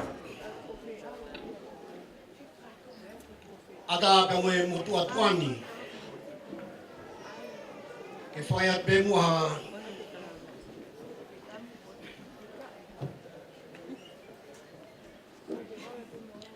fia. O whao pia tu ai tua, ni whakakoloa ia ki tau tolu. Ko ki ta alunga ko ni, ko ki ta alunga reni, a fia Teresa, ko feri ki fini motu a koe ni, pia molose. Ko mautolu ka atua pe mo whanau. Malo. Tamasi Kamaloni. Tupe mua holangi ke olunga. Ai whakamore ai Fetu'u na. I ke mea mai o to o atu ai teki. Koe aho koni ka pase aho koni. Alo tu me mua. Ke teki ai ta olunga koni whiunga mo panga to rofi. Malo. Kamore a Kamaloni, a ke mea mai. Ko le peke hu whakatapu, ka whakakata te ki satongia. Te whamore pe, o se whakahoko ake e tua ngāne, e mau ki tālunga. Ka tu peke whakahoko atu, he kuo, i kai ke iloa, a loto kai ano. Ko e whae a Kamaloni, mo fae a leti ki a los a moika ki a los e mo mahanga ta ko leti ko da hele mai me loto kai anu ta fa mahino he ahon si pure loto kai anu ke iloa ka tu pe ba ke si asi he aho ko ni ka pa na ka ke ha fae ka ka a pe he de a ko ta fa feta ke eki ka balon ta fia ko to pe he eki ngā wale leu ke whai. Pea mako hui e teki ka tupe ke o ki tāra tātoa. Ka tau whai ki tārunga. Ko whie whie hei eiki. Ka ke tā ofi hata. Ilo pesi. Whakapae holo. Ai o mātua Kamaloni he lotu. Ka nofo pe si kai whae koe ni. Na nau mate kei sipe. E nau whae. Pe nau hiki ai ki whahefa. Nei mare e lahi ai ana tolu, si mitoko veilo mani, mari ki he ha moa, o ia tane la moa mo mea, ko toko ua e nau whae, pe nau hiki o nofo ki whahefa, pe si mau hoa ai o mahanga toko ua, ai a ko ika, mari ki kala au, ia ko alose, whine ike tako leti, mari e ki whahefa, ke hata weri. Pako whine eiki na mauhoa peia ki haratonga rewa ki longo teme. Pako ia ai ki whakatau kei atu, ai ki tau orunga maulalo koe ni. Ke whamahino ai Fetu'u si lere mai mea ia Kamaloni. Koe o mai pia mei wholaha pia mo longo teme. O whalahi aka ki mo tol kotoa pe, kai tupe ki whakakato ai ki tau orunga masiva koe ni. Koe a pe malo. Malo, alo. Bye.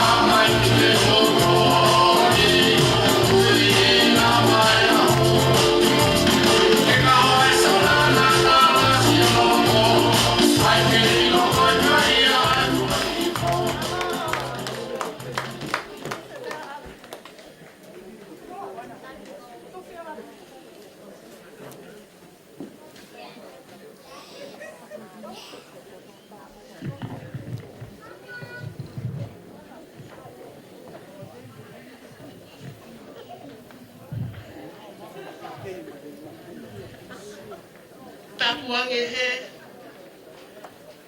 Mo kilua.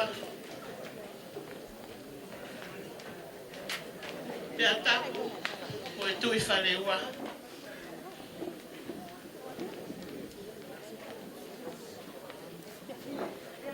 Mo ho e ki he opu me a.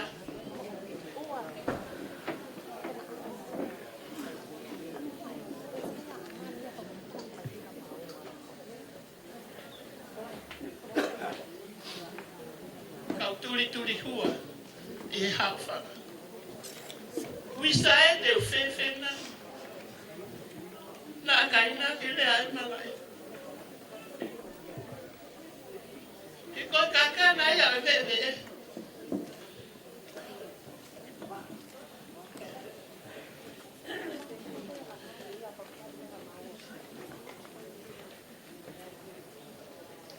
I e sia atama. Wisa na e tonu nai si aku. Laka. E koe maheni whakawale. I te au. Neo wasiri ma pe koula te ke maa. Te whakau. Ki e tala na e tuku mea lo au.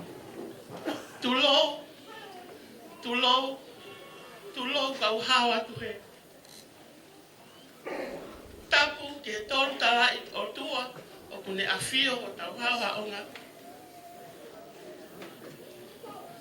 Whatapu a ka hau eiki mo e whare a mata apule. O atu hene o whatapu ke kau whai whekau ko toa pe. Na mo whai whataunia. I he tunga ane koeni. O atu hene o whatapu. Ke family e mau tamai, family e mau whae. O mō mea mai, ke tau whakalangulangi. Ai tunga ane koe. Te ke whai hau whatongia, ko tō whakahātu au. Ko kuingoa ko te uila, malanga vai ni Kolo. Ko o whewhine au. Asone Tuiono mo Pongipongi. Ko mau whanau na tongo hiwa. Tolu tangata. Toko ono whewhine. Ko au sisi taha he whanau whewhine. Ia hoko a Kamaloni ko iau sisi taha mau whanau. Ko whiawhia he aho koe. I he kukau he lau. Pea o lau he kau. Ko ilo koe aho koe ni o ko whiawhia ai. Ko tō whiha ne whai e whatongia, ane koe ni, mo kai te ulawa hao, ko whangatoko wā, o kunau tau lene mai pe. Kia tāngi atu ane koe ni, whenga ke hao ewa. Whana mōni na aku lotu pe, e koe tōta koe ni, na e mari whanau la lahi, ka umoa na mawhiwi. Na mau aluholo, I he lotu. Ka o taha I mawao. Alu ki e ua, alu ki niwa tōku tapu. Na mau lele mai ki Tatakamotonga. Ka e whiawhia, he whanau he lea I mauta mai. Ko ne ako naki. Whanau, musio mai kopa e. O kai te ai hasu ki ai. Ke mo lahi hake o ilo, ko mo tamai, ke tamai pasiwa. Mo oia tamai koe ni koe lotupe. Ako kore whamole mole hene, ka loa e hulea, ko manati hene talanoa mai, ki Tatakamotonga, ke he motu aina e, whai ne malanga. Ta ase malanga pa ne tuku I whilalo, ke lotu huange ai motu e ta. Ta koko motu a ko ia, o lotu loloa. E mai ea. Ta lotu, ta ke lotu no. Pa ta fok pe motu a ia, o ke resi ea. Pero o si ko e lotu, ha motu a peato. Ko pati ke no kere se ko e lotu. E mala ta he motu a. Na ke pe mai no ko no ta pe ko kere se. Ko manatu meri a pe ke tamai, ke mau tamai, ke nele a fai.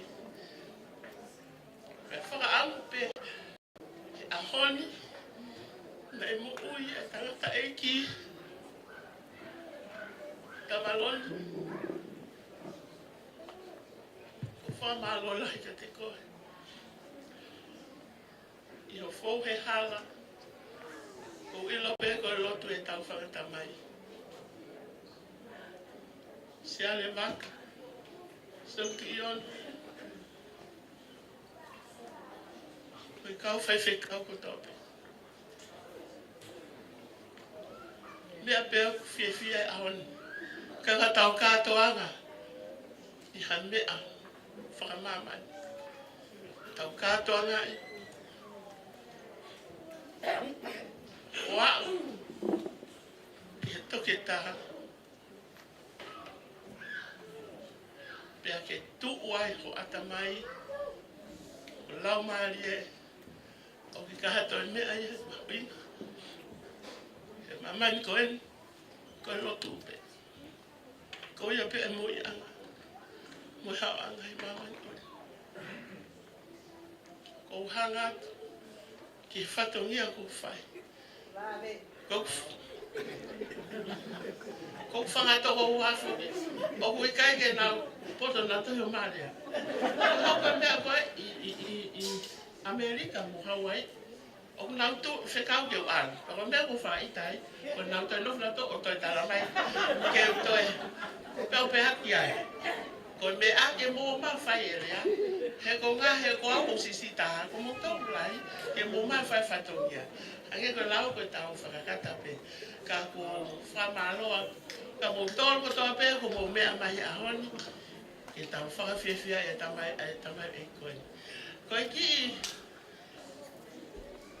whala pe. Ka aha mea ma.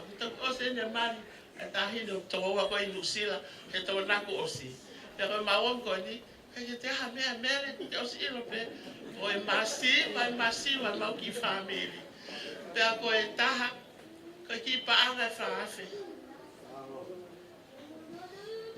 Kamaloni. Ka kapa e loto. Ka si kuko ina tupo. Ta masi hala mehi. O si tahine anaya. O mau tolu ko toa pe. O atu akia e mau ofa lahi ka te koe. Ya malo au pito. O whai whatongia lelei. Ke tau fie he ahu koe ni. Tua o whātu.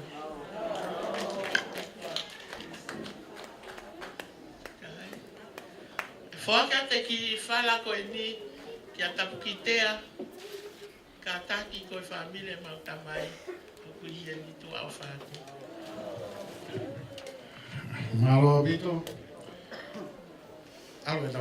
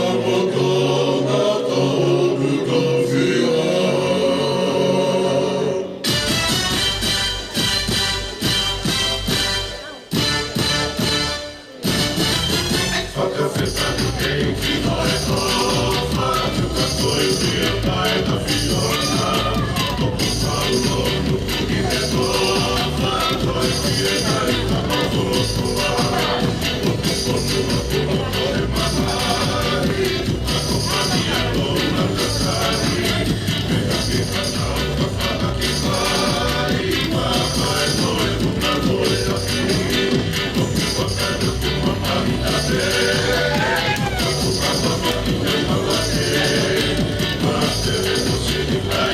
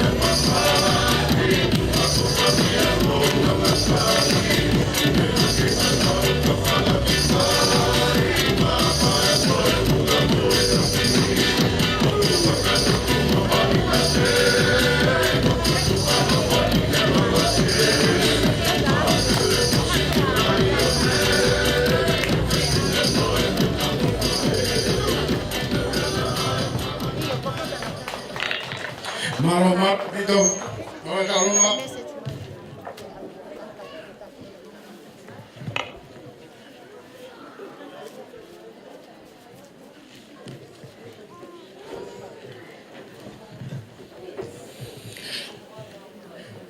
Sai gugolo beke. Tai ara gi mai fasi ke kau mama dage tau ai ara gi mai. Ne ka lo ko ho ba. Au, itu aja dia mau.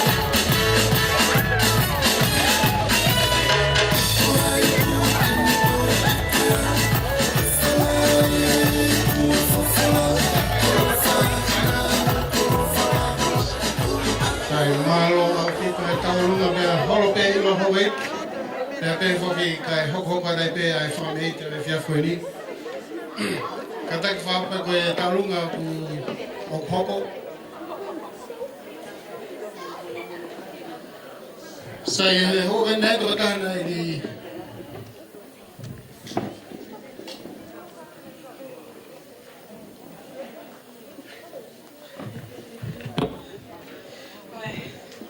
Kafahari hapo kufago. Lava ipeta umuye vyavi. Kwa kita alonga kwa ni. Kwa ki ofefine sisi tahai. o mere pe mo Kamaloni o ko lota fia pe ai fa na o ke na kau nga kau pe fia ko ni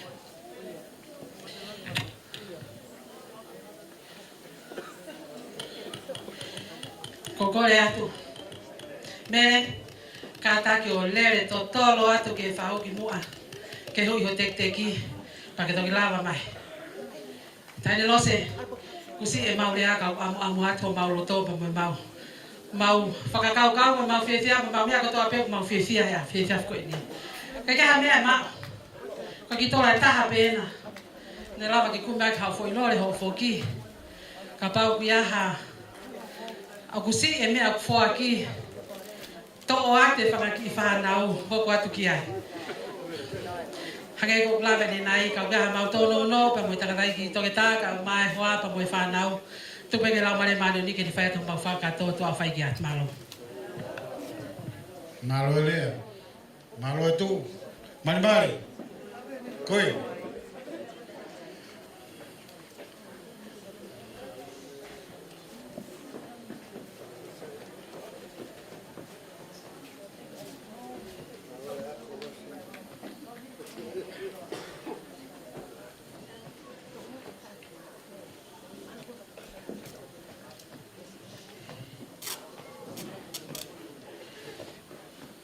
Tere.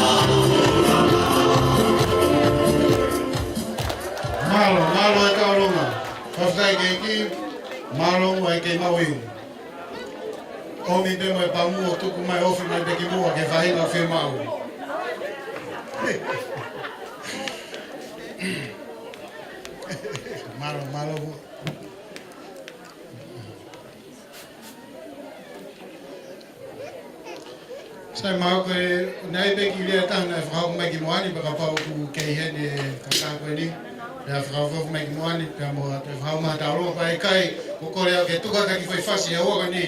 Ma mo toko tau pe mo ke tangotu o whemau ke ki wewe e vai pe mo e sino ke tonu.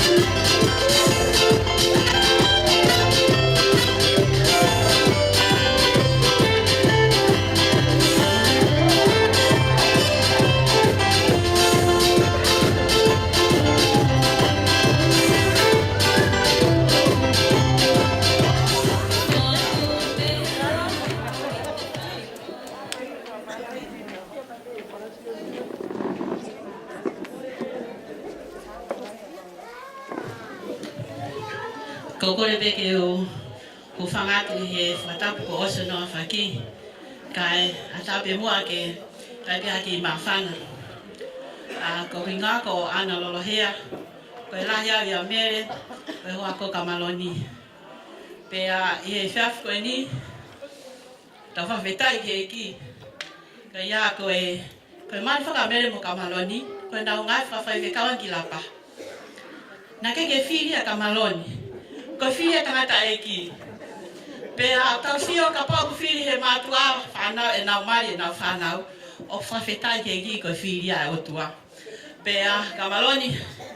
Ko tui pena ilo sio ne ia. Ko e family masiva mato. Ko tupe mua ke whafonga i ki te hina koe ni. Ke hena tu talewa, lolo hea. Ko tau kete, ko whaiwhekau. Ko hau, ko whaiwhekau o e sia saha fitu. Fitu pe ue siriana, tau taha pehe e ki whawhetai ke e ki. Pea koe ko ki tarunga mawhana koe ni. I e tawhaake ma tamai, me he lolo hea. Pea tawhaake ma whae me he alofi. O koe kaha mau mea Kamaloni. Ko e taha ni a whaiwhekau o ngā maulalo moni. Fua e ngā taha kotoa pe. Pea kaua toa i homa whamiri. Pea koe au pe kia e kam e ma. Ko au pe mo mere o kui a sereriani. Nai more ato matunga ane tau gosi. Ka whapetari. Hange ko lau au na loto. Nia ko taha. Ko iwaya te tau masipa pe tau tolu. Ka me e honga ke wha. Fofonga ia ki a ofa Kamaloni. I ho mau whamiri kato. Ko ia koe ki tō tāko ni ku whafofonga te mau ki taunga. Lolo hea pe a moe. Alofi ko latai. Me latai bea whahingo ke mau whae. Pe a koe ia tahene. Me he uiha haapai. Pe a pehe foki ki kato a vai haapai. Koe mau lere mai me ai. Pe a whawhetai. Na keke mau mea. Kako lotu pe. Ko ia whafofonga. Neo masiva. Koe ki mea ko mau. Koe whakamaloa Kamaloni. Ko ia koe tokan kotoa pe. Iho ki o whai ka mau whamiri. Ka takia to tā ia te whasi koe haapai tuku o kai mua. Ke whafofonga tuaki. Mau ki tālunga koe ne kawhini. O whaoptau pito Kamaloni ka te koe. Pea pehe ke ki te hina koe ni. Ako whoka Kamaloni kai ngā au heia. Paku whia pe ko hinga. O kuhao Kamaloni sisi taha ko mele sisi taha mau whanau. A koe ia koe ngā au e whakasewani te ki tō oa koe ni. o tui koe lotu be, ta koia, ta mai mau whasi.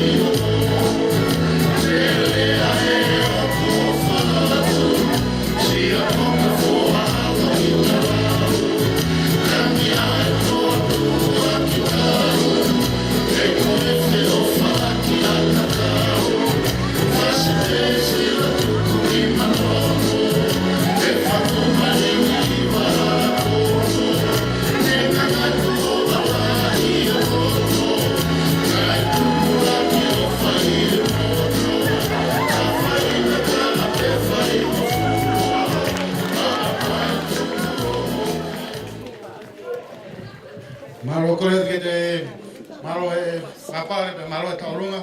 Tui maki ve fasalo de fare kai hoka te tala tuni. Kona me ayo kukei. Ayo bigwe.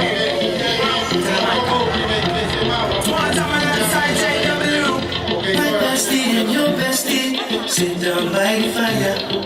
Your bestie says she wants parties, so we make this place go higher. Talking about hey now, hey now, hey now, hey now. I go, I ne. Talking more fina, I ne. Talking more fina, ne. Start my drum, so jumping. Here we go together. High school breeze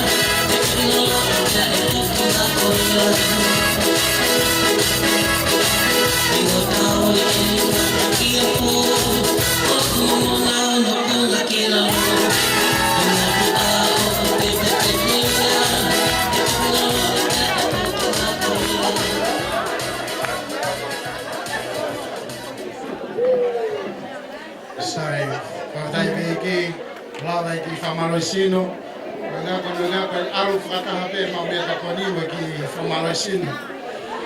Koia ko moe, ke ta ka le mai ki mua ki he tungani a Israel ki o be foki ke me mai fai ki to ki Kolo kai nga Latu he fini, mo kai nga ko hi ko fe kau be he malari a ho ya mohono fai e whawhiawhia mai ahama ingani o toke tā Kamaloni Tuiono Mamalanga.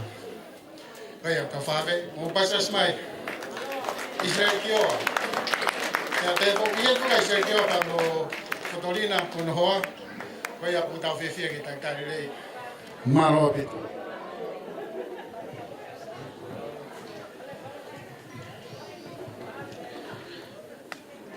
Korbiga whadlo ia whio atua talotonga. I whaka iloa mhoiki. Ka tumo ke hufanga atu. I he talamalu kakato e whanua apa mai lotu. Ka tāke whahoko atu ki whatongia koe. Koe Korso Moimoi I he tō Moimoi Kamaloni. Ko kau ngā whaithikau na maulawa tuke ki tau nonoa.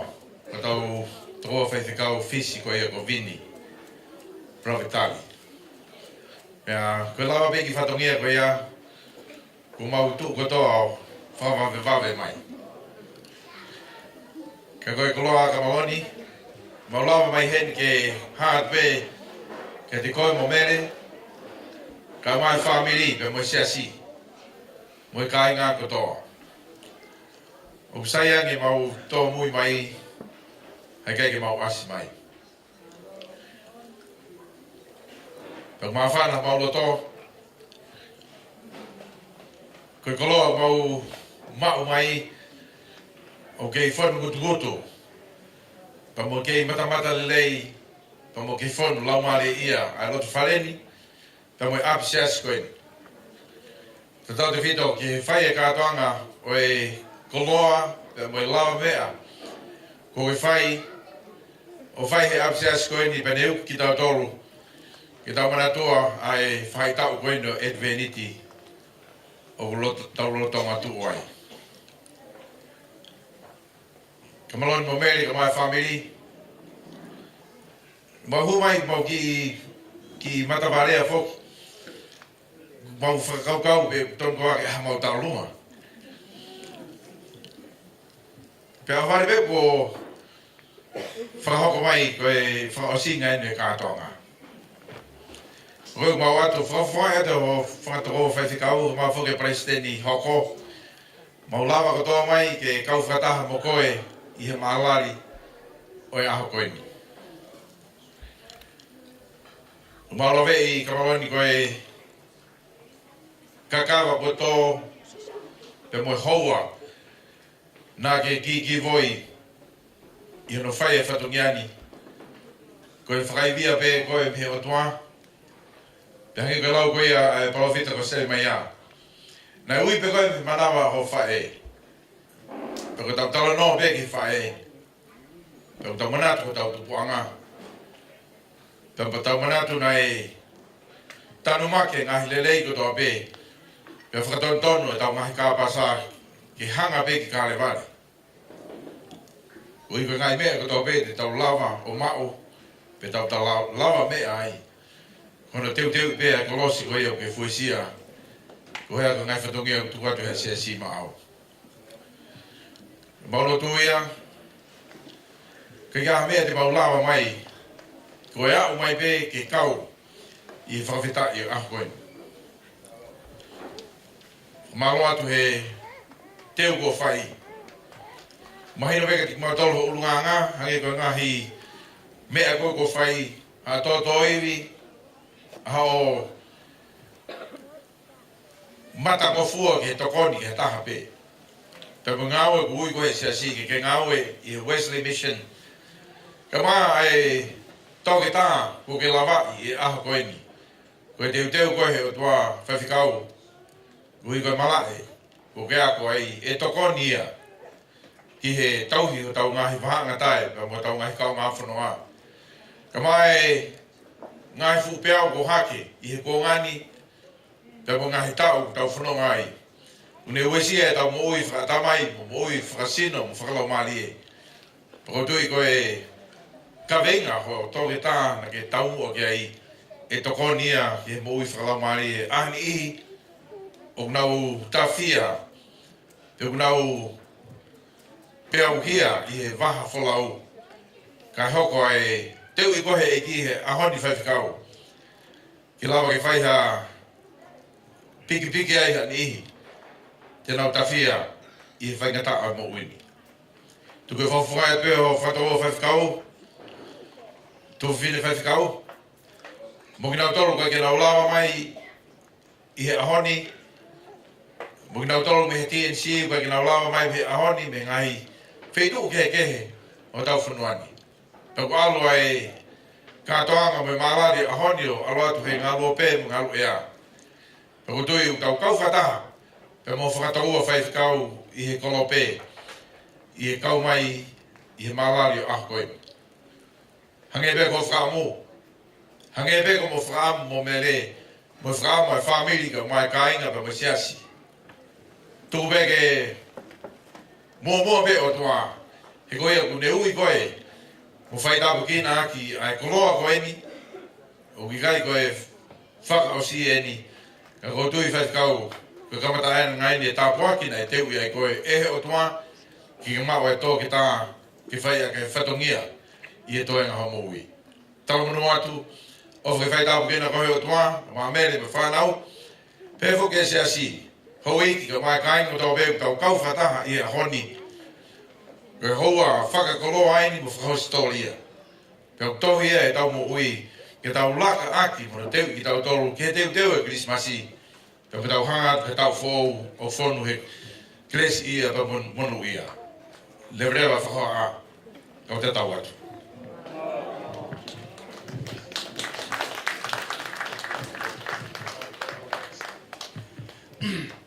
Sai pas do mai malo pito elia ya malo kai fi mai fia ko e fatana ko le beheni ilo mo e ki ke holo pe ho mea kai ko tawa mai ke frasinga ko kalamani ya ko tu be ko le be ki he fa fe ne fa fe kau ai fa fe kau ni ko almoni tamo peao ke ne katak mai mua o fa ya lo tutuku e fia fini pe ka hiri ko ya aka whenga aka vai hoko atu ai pe okay lahi pe me tokoni pe me tawaki pe me tafu mo tolo ke fe mau mo ata pe ka te mo tolo ai kai ko ya pe ya mo e lot fale ni pe mare tu ai pe mo ngai fasi hoko atu ai pe he hiri ko ya kai ko ya tu ke fai ya pe ka o ke me mare o to me mai ko la ke hoi mai mo ata ai ko himi ko ia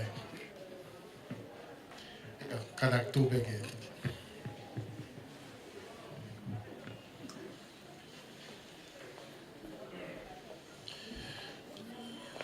Whatulo atu bea mo iloa wailala, ka ma hauiki. Tu bea moa ke o whatapu begi e a whio e tua mawhi. I e kā doanga bea mo i o tua, whamalo ia. Ai ngā oe tō tō iwi ko whai e Kamaloni, Tuiono, Maumalanga. Ka koe tō ke tā, I he toi tau pū. Whawhitai ai whakakoloa ai o toa, kia te koe whaiwhikau, kau mā ai hoa pia mo I whāmiri, I he māmataki loa, ko ke whaari ari, I kai ngata pē I he mo ui whakalotu mo ia e ki, ka mo I whakata mai, whawhetai, kau whataha I e tā boa ki koe ia e whiwhini. Koe whamai mōre be,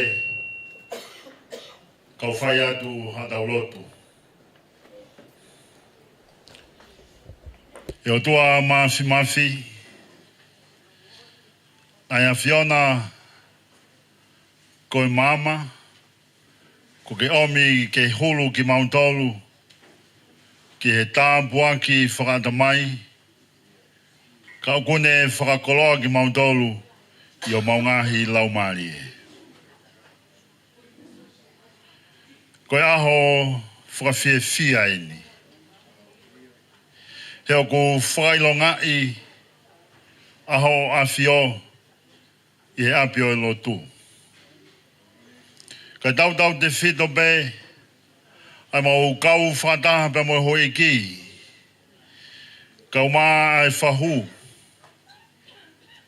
Mau kau whataha pe mo e Palestini hoko. Kau maa ai moderator malolo. Kau whaifkau. Mau kau whataha pe mo e family. Ai kāinga. Ko toa be I he whiwhini. I he hiki atua e whelaulau. Ko e whiwhia pe mo e whawhetai. Ko uhi be he nā ke whakakoloa aho tamoio e ki. I he poto. Pe kone au sia I he ahoni. Ai tau potu taha o e ako. Ka koe tōke tā. I he taha o e ngahi mala e mahu inga taha. I he ngā o e whakalotu. Mau whamalo atu kia te koe. He ko iai ha mau taha. Ke whakalangilangi iai ai a Fiona. Koe kātoanga koe ni nai kamata be. Pa mo hiki e whiwhia pa mo e whawhetai. Pa mau whaambe o tua ke toi whakaosi be. E mau whakafoki atu kia te koe ai langilangi pa mo e koloria. Ke ope mua e nge ia. Pa mo e mau whakawhetai. Ka tupe mua ke whai tāpu kina be ho a whio.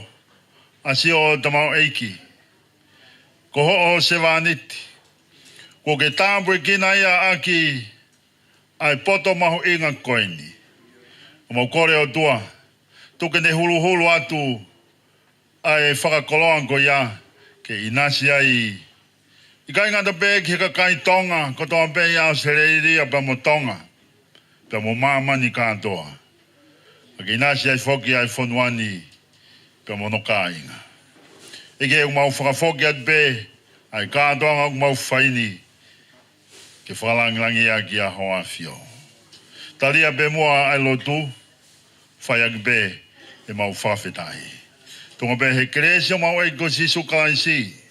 Ofa e o tuago mau tamai.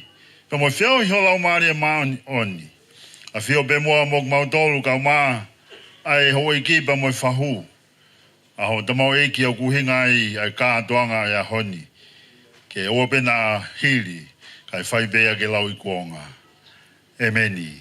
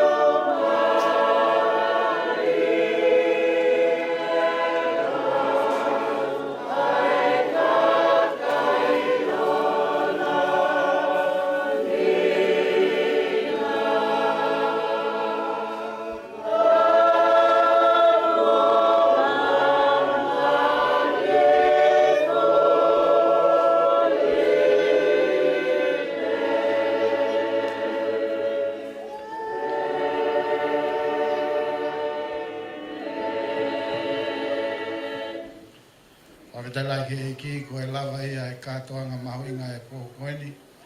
Pea ku atua e whamalo, e te mautoku toa pe i e whiawhini na mo lava mai.